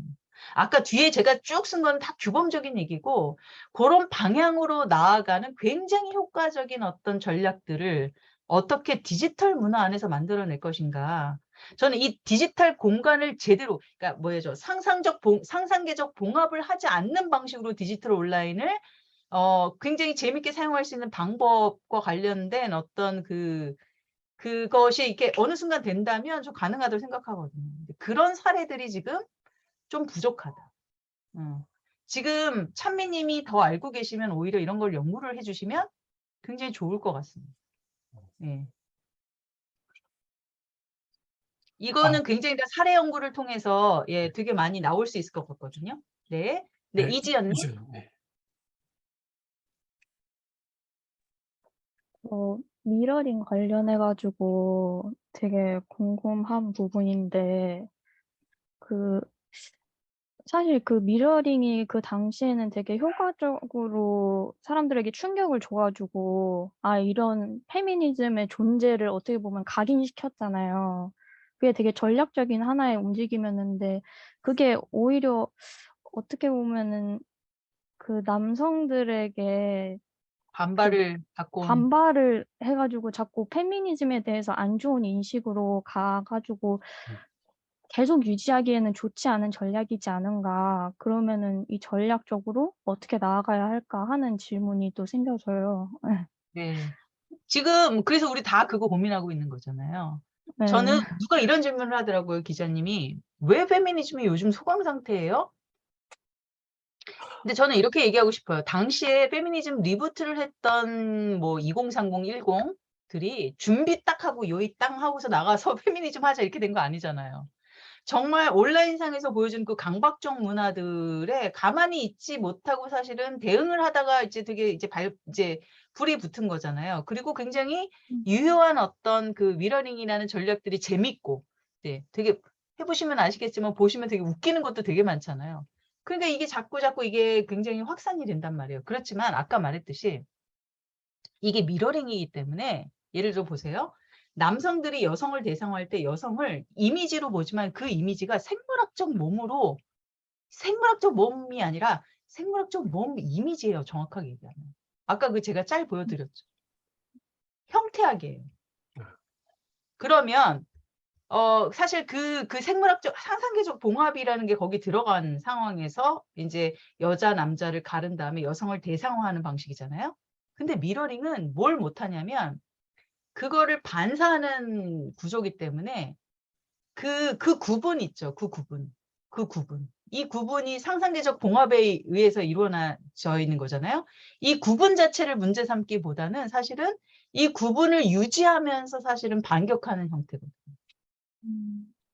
그래서 저는 충격을 줄 수는 있었겠지만 사실은 생물학적 여성으로 페미니스트조차 그것을 이제 여성성을 물화시키는 결과로 가져왔다라고 지금 여태까지 이제 제가 반박을 한 거고요. 그렇기 때문에 사실 당시에 있었던 전략적인 어떤 효과가 지금도 있다. 그러니까 계속하자라고 하는 건 정말 어리석다고 생각해요. 그렇기 때문에 아까 말했듯이 이제 페미니즘은 실제로 그 경계를 상상계적으로 봉합하지 않으면서도 사실 대안을 제시할 수 있는 방법을 그 온라인에서 찾아야 되는 거잖아요.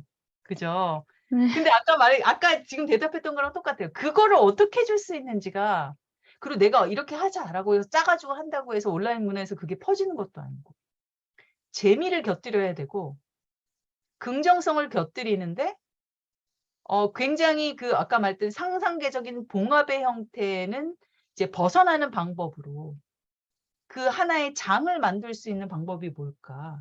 이게 지금 관건이에요. 이게 안 나오기 때문에 저는 소강 상태라고 생각해요. 제가 그래서 또 궁금했던 게 네. 그러면은 그때 그러면서 이제 트랜스젠더 얘기도 같이 나왔잖아요.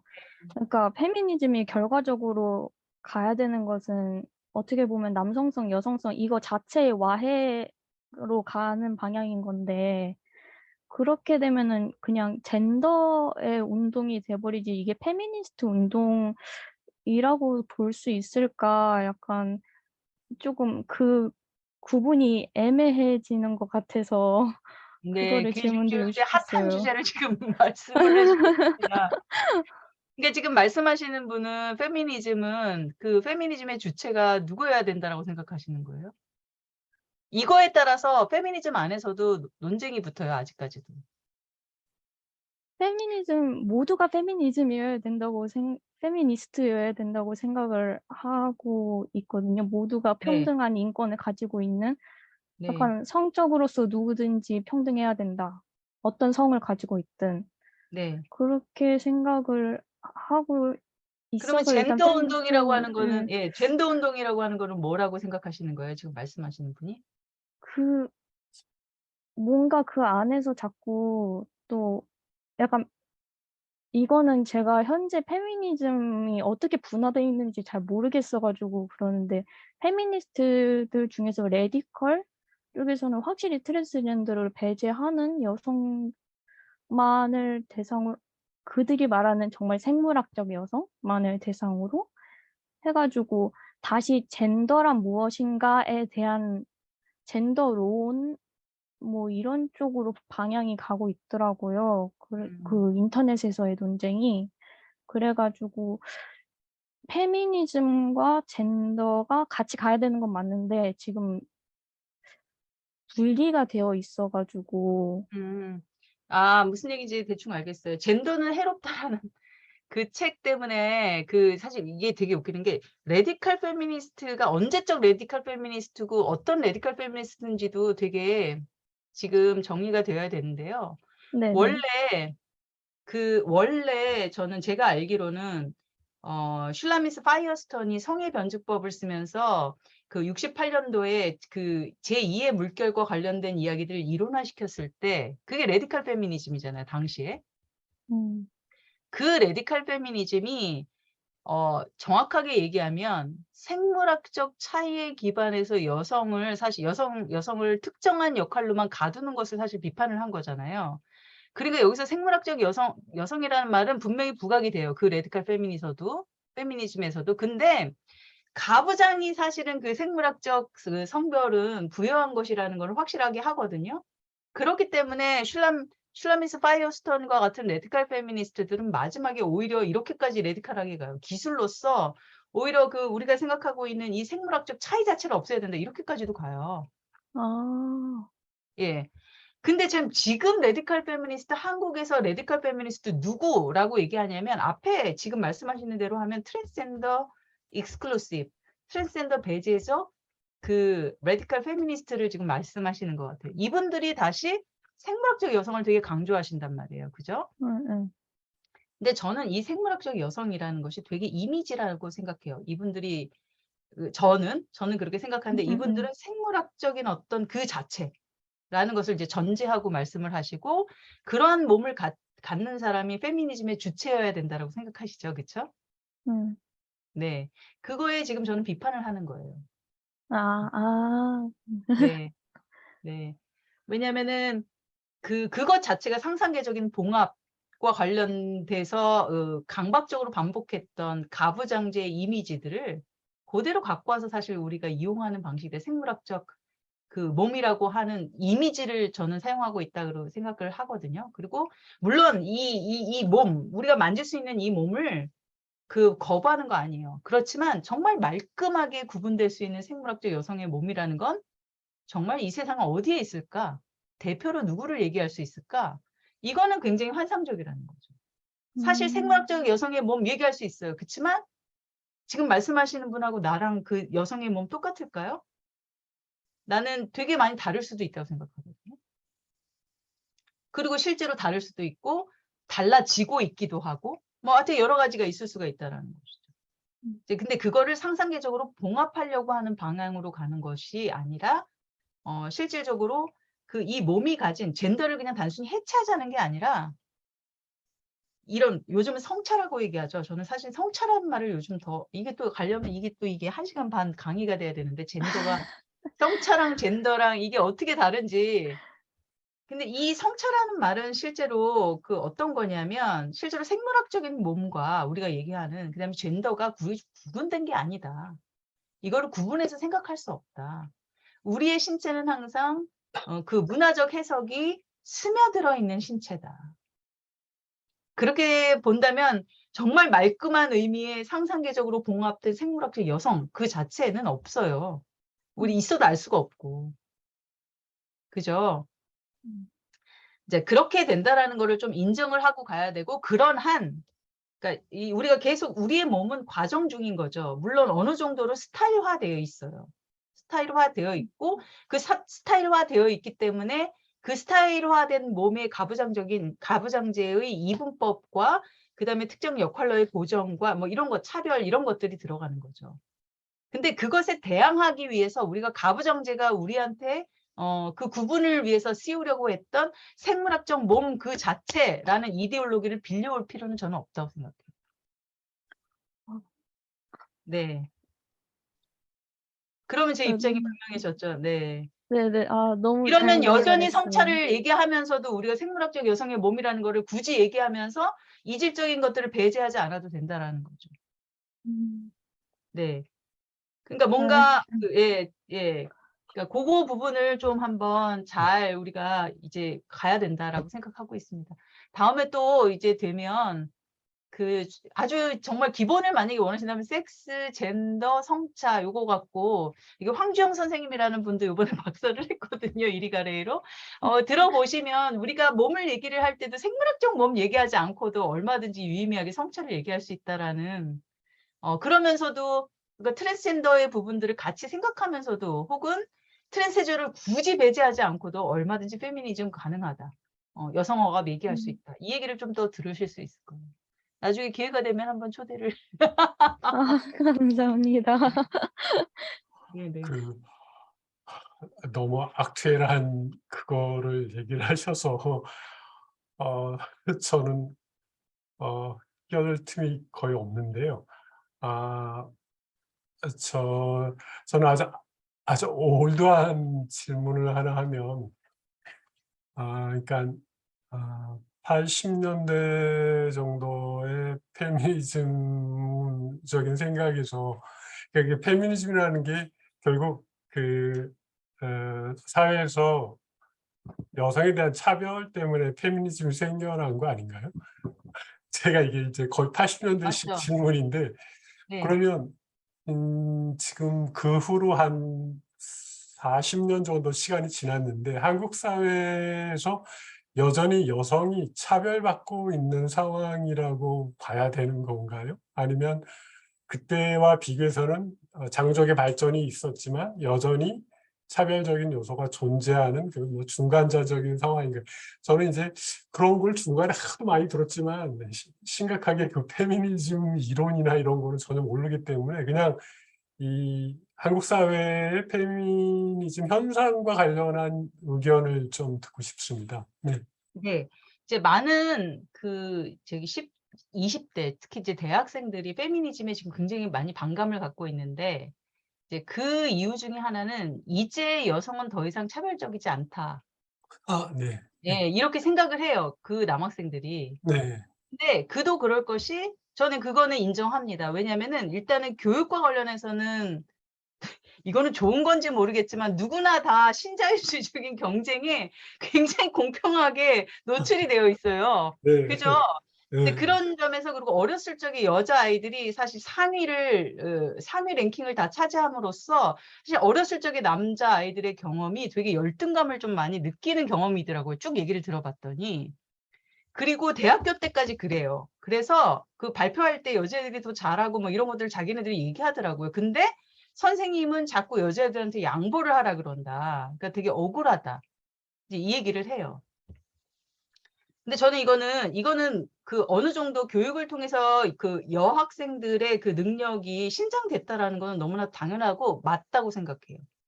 근데 문제는 뭐냐면 이 여학생들이 그 대학을 졸업을 해가지고 그 사회에 진출하면서부터 본격적으로 차별이 아직도 있어요. 네. 근데 지금 심정적으로는 그 대학에 다니고 있는 젊은 청년 남학생들이 그거를 이해하지 못해. 그게 지금 이행기잖아요, 거기가. 그렇기 때문에 지금 이 유년기의 경험을 갖고 더 이상 차별적이지 않다라고 얘기를 하는 거예요. 근데 그거는 똑같이 시사인에 나온 조사에 따르면 여학생들도 그렇게 얘기해요. 자기네들은 더 이상 이제 능력상의 차별이 있진 않다. 능력상의 차이가 있진 않다라고 알아요. 네. 하지만 그럼에도 불구하고 차별이 있다라고 얘기를 해요. 그거가 바로 이제 사회에 나가서부터 임금을 적게 받는 건 아직까지도 사실이고요. 그 한 분이 논문 쓴 거 보니까 같은 대학에 같은 비슷한 학점인 여학생, 남학생이 취직을 했을 때 그 월급 차이 아직 존재하더라고요. 알 수 없이 존재하는 거 이런 건 다 성차별이라고 우리가 지금 이렇게 통계학적으로 생각한다고 하더라고요. 근데 그런 것들은 아직 존재해요.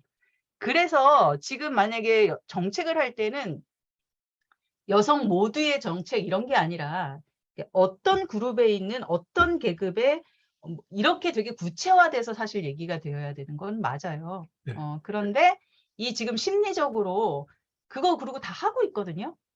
안 하고 있는 게 아니라 근데 이제 심리적으로 그 남학생들이 너무나도 안 그래도 신자유주의적인 불안 때문에 불안하고 자기의 남성적인 우월성이 신자유주의 하에서 이제 또 안 먹히니까 더 불안한데 계속 여성가족부가 뭘 한다 그러면 이제 더 이게 심리적으로 압박을 주는 거죠. 네. 이제 그런 상황에서 지금 굉장히 갈등이 심화되고 있다. 이렇게 생각하시면 될 것 같아요. 아시다시피 지금 대학에서도 교수 비율 보면 아시죠? 교수 비율이 이제 사립대 같은 경우에는 여성이 근데 그것도 봐야 돼요. 거기에 졸업생이 몇 명인지. 근데 졸업생이 몇 명인 것 자체도 이미 차별이에요. 그만큼 사실은 공적인 경로에서 자기 개발을 하도록 유도되지 않았기 때문인 건데 물론 다 간다고 그게 좋은 것도 아니에요. 그렇지만 비율상으로 볼 때도 여전히 그 비율을 따져봤을 때도 어떤 과에서는 이제 뭐야 뭐 어떤 데는 뭐 이제 영문학 이런 데에서는 여초 현상이 물론 벌어지기도 합니다만 어떤 과는 여전히 남성 교수들이 이제 압도적으로 자리를 차지하고 있고 특히 이제 여성 과학인 문제 보니까 거기는 인문대보다 더 심하더라고요. 예, 과학 그 순수과학 하는 쪽도 더 이공계도 그렇고 이제 거기서도 압도적으로 그 여성들의 비율이 지금 낮고 이제 이러고 특히 이제 고위직 같은 거 올라가면 올라갈수록 이제 좀 낮고 예 그리고 이제 임금 비율은 100대 64 지금 공개적인 통계 나온 게 그거밖에 안 돼요. 예, 그게 그래요. 너무 심하죠. 예, 아직까지도 그래요. 그게 이제 경력 단절 때문에 그러고 여성들이 비정규직 그것 때문에 이제 비정규직에 몰려 있거든요. 이제 나이 지나고 나면 다 비정규직에 몰려 있어요. 네, 이제 네. 그게 이제 여성 빈곤의 굉장히 이제 중요한 이제 네. 사례가 되는 거거든요. 근데 그거를 근데 남학생들이 어린 남학생들은 경험을 하지 못하고 자기보다 공부 잘하는 여학생만 봤거든요. 그래서 맨날 자기 지어받고. 그러니까 그게 이게 아직 그 확장이 되지 않는 이제 상황에서 이제 젠더 갈등도 더 심하게 됐다. 이제 보통 그렇게들 얘기를 하기는 합니다. 그러니까 제가 피부로 느끼기에는 이런 공공기관이나 공공 분야 또 시험 봐서하고 이런 것들은 차별이 거의 없어졌- 없어진 게 아닌가 싶은 생각이 들고 다만 맞아요, 맞아요. 문제는 기업들에서는 남성을 선호하기 때문에 그 임원 승진에 이런 면에서 여성은 과도하게 적다는 근데 그거는 민감 부분이라 누군가 개입하기가 굉장히 어려운 부분이 아닌가 하는 그런 생각이 듭니다. 그 네, 외에 그리고 그냥 저는 그래서 고용과 관련해서 그렇게 강조하는 것도 좋지만 지금으로서는 사실 문화를 바꾸는 게 더 중요하다고 생각하기 때문에 네, 네. 예, 정책 자체도 사실은 기조도 바뀌어야 된다고 저는 생각하거든요. 예를 들어서 사실 모든 사람이 밖에 나가서 일하는 게 꼭 그렇게 다 좋은 것만은 아니에요. 그렇죠? 내가 나가서 여기 조직 안에 있어 보니까 이 더럽고 치사하고 사실 별로 안 좋아요. 네. 근데 사실은 우리가 바깥에서 노동하는 시간을 줄이고 사실 뭐 재생산 안 된다 하지만 집에서 자기가 자기 자신을 재생산하거나 아이를 재생산하거나 하는데 충분한 시간을 부모 모두 혹은 주변 사람 같이 이제 소비할 수 있는 시간으로 이 문화 자체를 만드는 것도 정책이거든요. 페미니즘 정책. 네. 예, 뭐 이런 식으로 사실 저는 그 기조가 지금 바뀌어야 될 때다. 네. 근데 지금 안 움직이고 있다. 이제 이렇게 이제 네. 예, 생각합니다. 그러니까 한국 사회에서의 여성 차별과 관련된 얘기가 대충 정리가 된 것 같고요. 그러면 덧붙여서 한 가지만 더 이제 여쭤보면은 이러한 한국 사례와 비교해서 외국의 그 선진국의 사례와 비교하면은 그러니까 물론 제가 알기에는 독일 사회에서도 그 여성에 대한 그 보이지 않는 차별이라든가 비율이 적은 거는 저도 본 것 같거든요. 예를 들어 교수들 비교하면 여성의 비율은 10명이면은 뭐 2~3명도 될까 말까 이런 거를 독일 통계에서 본 것 같은데 그러니까 한국적인 상황에서 그 여성에 대한 차별이 다른 독일이나 미국, 영국 선진국들과 비교했을 때는 대체로 어느 정도 수준인가요? 그게 궁금해요. 그러니까 아니 걔들 OECD 국가 최하위래잖아요. 한국은 최하위니까 네. 그럼 제가 너 할 말이 없는데. 네, 할 말이 없어요, 그게.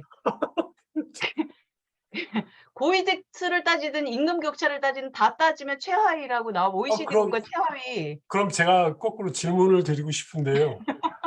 방금 얘기를 설명해 주신 것과 이게 모순되는 거 아닙니까? 그러니까 왜냐하면 한국의 여학생들이 훨씬 더 똑똑하고 공부도 잘하고 시험도 잘 보고 했는데 그러면 최소한 선진국의 외국 수준과는 엇비슷해야 되는데 그거보다도 더 못하다는 거는 뭐가 그거는 그러니까 사실은 그 가부장제 문화라든지 아니면 남성 중심 문화가 아직 우리의 조직 안에 네, 예, 배태가 되어 있고 특히 재생산 문제와 관련해서 우리가 그 정책을 맨날 출산 얘기를 하기는 하는데 이게 그 과감하게 정책을 펴지 못하고 있어요. 선진국만큼. 아, 그러니까 누가 애 낳으려고 하고 결혼할 요즘은 그러니까 아무것도 안 하려고 연애도 안 하려고 하는데 그쵸? 제가 괜히 화를 내고 있죠. 아니요. 지금 여기 근데 이지영 선생님이 뭐 하나 질문해 주신 거 있는데 아니 계속 하실래요? 어떻게 하실래요? 맞습니다. 이지영 선생님이 여기 채팅창에 아, 예. 예, 왜 그 아까 시각적 성폭력은 썬데이 서울에서 플레이보이 포르노 비디오까지 광고방하게 존재했던 것이다. 라고 얘기를 했는데 맞아요. 그때 그것도 존재를 했고 그렇기 때문에 사실은 그랬죠. 하지만 지금 제가 말씀드리는 것은 뭐냐면 그 불안이 있죠. 디지털화가 되면서 사실 신체 망각이나 신체 상실의 불안감이 굉장히 높은 상태에서 그걸 상상계적으로 봉합하려고 하는 그쪽으로 사실 나아가는 것이 본격화된 게 이제 디지털화와 더불어서인 것 같다라는 이제 그 가설을 제가 이제 말씀을 드리는 거예요. 네. 네. 당시에는 사실은 포르노도 보고 신체 활동도 하고 근데 아까 말했지 훨씬 더 그것이 이게 신체 활동을 벗어나서 그것을 시각적으로 대체하려는 현상이 조금 이제 더 본격화된 것이 아닌가. 네. 이제 학생들이 학교에서 막 나눠보고 그랬죠. 네. 네, 옛날에 그랬어요.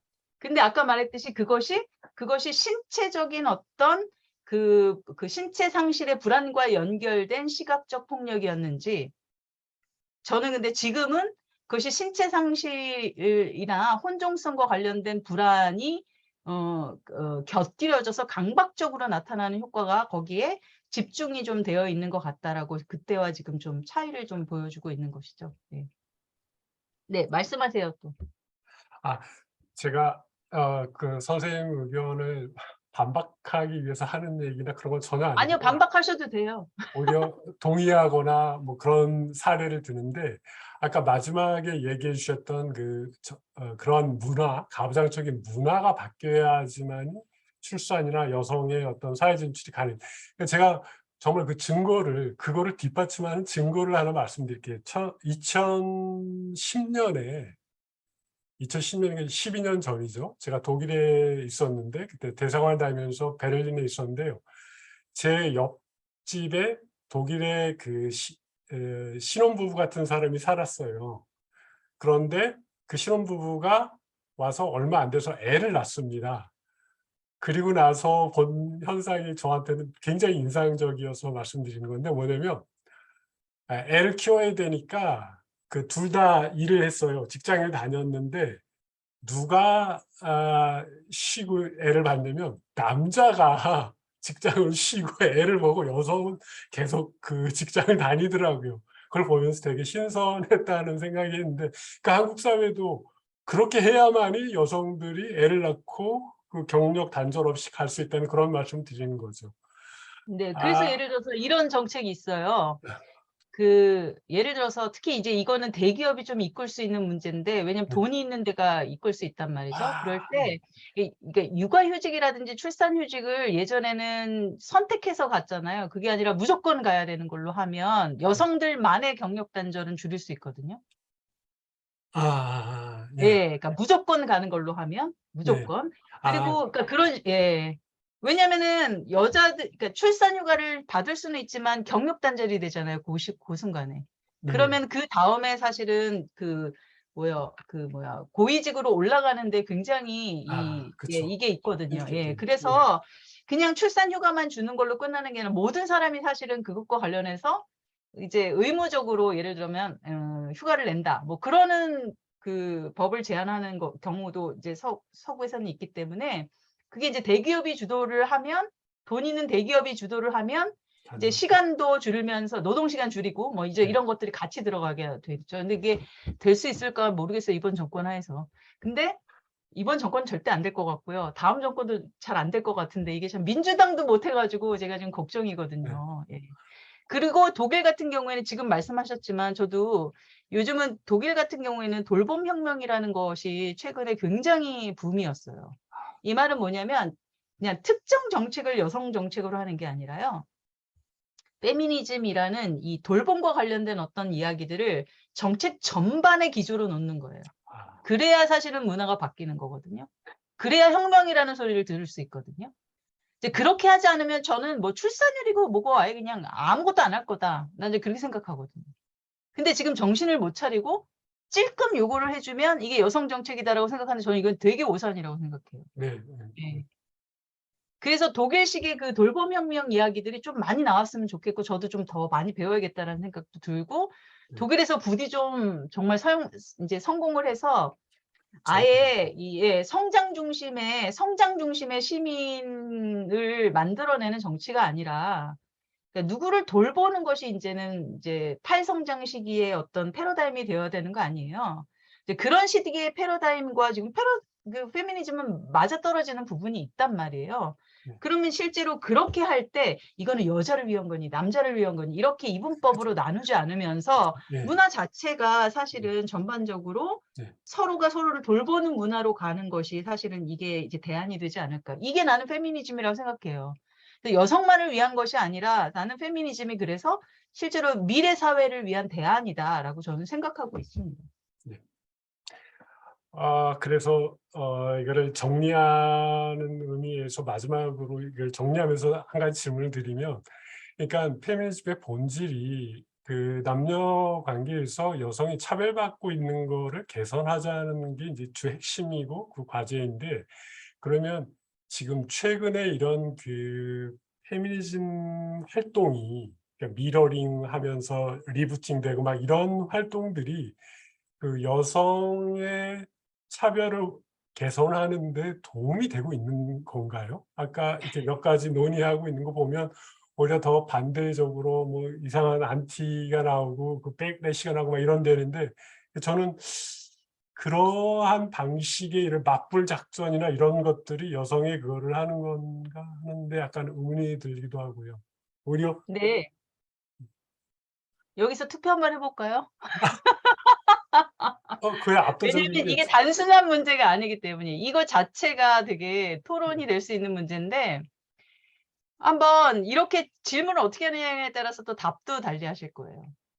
그 미러링은 페미니즘에 도움이 됐다 안 됐다 이렇게 묻는 것도 사실은 저는 이제 사실 어떻게 보면 의문일 것 같은데 왜냐하면 실제로 미러링은 이게 전략이기보다는 이런 말씀 전략 전술을 굳이 구분하면 전술에 해당한다고 생각해요.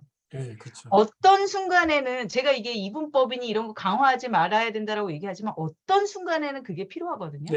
그건 뭐 전술은 사실은 그때의 그 정황에서 어떤 것을 갖다 쓰느냐가 되게 이렇게 되게 이게 순발력 있게 나와야 되는 부분이잖아요. 저는 여기서는 저는 미러링 분명히 효과 있었다 이렇게 생각해요. 근데 지금은 아니다. 그 이후에 뭔가 두 번째 뭔가 강타가 나왔어야 했는데 그게 안 됐고 그거는 부정의 언어가 아니라 긍정의 언어로 되어야 되는데 아까 그 온라인 문화에서 어떤 긍정의 문화, 어떤 재미있는 대안의 문화를 페미니즘이 만들어낼 수 있을 것인가와 관련이 있다. 저는 이렇게 본다는 거죠. 저는 그러니까 페미니즘이나 여성의 문제 차별을 개선하는 거를 강조하는 게 중요한 게 아니라 그보다는 더 근본적으로 그러니까 인간에 대한 존중, 그러니까 남녀를 구분하지 않고 그런 거가 확산이 되고 문화가 돼야 그게 그 차별이 없어지고 개선되고 하자. 독일의 사례가 그게 딱 그 한 사례가 아니라 그 교육에서 끊임없이 인간이 중요하다. 인간이 소중하다. 자기 자신이 소중하다는 교육을 통해서 그리고 나중에 부부가 선택적으로 편의에 따라서 결정할 수 있는 거 아니에요. 꼭 남성만이 그 육아휴직을 안 하고 일하러 가고 여성이 육아휴직을 하는 게 아니라 자기네들이 판단을 하는 거죠. 어느 쪽이 더 좋을지를. 그래서 예, 근데 이거는 네. 조금 잘 얘기해야 될 것 같아요. 만약에 요거를 그런가요? 제가 결어로 얘기를 한다면 이거 말고 좀 그러다 보니까 페미니즘에 대해서 할 게 많은데 페미니즘은 입장론이라는 것으로 또 유명하기도 해요. 이 예전에 막스주의자가 당사자주의라든지 아니면 프롤레타리아 많이 뭐 주체가 될 수 있다 뭐 이런 식의 얘기를 했잖아요. 근데 그것과는 조금 달라요. 이 입장론은 사실은 어떤 거냐면 맨 처음에는 사실은 여성의 삶에서 출발해서 지식과 존재와 세상을 다시 구성하는 작업이 필요하다. 이 얘기를 왜 했냐면 모든 인간은 어때야 한다. 모든 인간은 평등해야 한다라는 그 구절이 알고 보면 문화사적으로는 그 남성만을 인간으로 놓는 그 사실은 그 예, 그 문화로 사실 귀결됐기 때문이에요. 그래서 그것과 다르게 다시 인간으로 돌아가려면 그 중간에 어떤 작업이 있어야 되냐면 사실 그 억압되거나 소수자로 살아왔던 여성의 삶. 근데 그 여성의 삶도 사실은 계급적으로 높은 여성이면 사실은 예, 되게 이게 복잡한 거죠. 예, 그래서 그 여성의 삶에서 그 입장에서 사실은 이 세계를 다시 바라보는 것이 되게 중요해서 그거로 사실은 다시 이제 인간으로 이게 사실 밑에서 다시 올라가는 거죠. 이 구도를 제안한 게 사실 페미니즘이에요. 근데 페미니즘이 여기서 여성이라는 걸 생물학적 여성만으로 절대 해석한 적 없고요. 1세대 운동도 사실 그거를 어떻게 해석했냐면 여성과 같이 억압된 자의 관점이라는 게 있었거든요. 그리고 그게 2세대 레디칼 페미니즘도 사실 서구 여성주의자들에 의해서 백인 여성주의자들에 의해서 주도되어다가 사실 흑인 페미니즘이 나오면서 사실 그것과 같이 상호작용하면서 계속 바뀌어왔거든요. 그러면서 실제로 이 입장론은 여성의 삶에서 출발을 하되 실제로 종속된 자의 입장을 생각한다. 그쵸? 그럴 때 비로소 모든 인간의 평등이 이루어질 수 있다. 네. 사실 이게 굉장히 중요한 전언이라고 생각해요. 네. 예.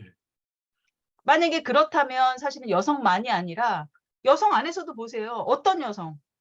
그렇죠. 또 차이가 심하죠. 예, 그러면 사실은 진짜 여성의 예를 들어서 내가 흑인 여성이고 굉장히 가난한 여성이면 나는 여자로서이기도 하지만 그 여자인 것이 어떻게 계급적으로 같이 이게 교차되면서 내가 억압받고 있는가를 풀어야 되거든요. 그렇기 때문에 그 모든 점에 있어서 그 관점을 좀 이제 고려를 해야 되는 것이겠죠. 네. 여성의 삶을 고려하면서도 그런 다른 소수적인 것들이 어떻게 교차되어 있는가를 함께 고려하는 것. 네. 예, 그럴 때 인간 평등이 이루어질 수 있다라고 보는 그 관점까지 발전이 돼 있어요. 네. 알겠습니다. 자, 오늘 좋은 강연과 그리고 열띤 질의응답을 해주셔서 모두 감사드립니다. 더 질문하거나 의견을 얘기할 분이 없으시겠죠? 자, 그러면 제 219회 주한 게르마니아 행사를 이것으로 모두 마치겠습니다. 예, 감사합니다. 다음에 또 네, 봬요. 네, 감사합니다. 고맙습니다. 네, 네, 들어가세요. 녹음을 중단할게요. 네. 네. 네.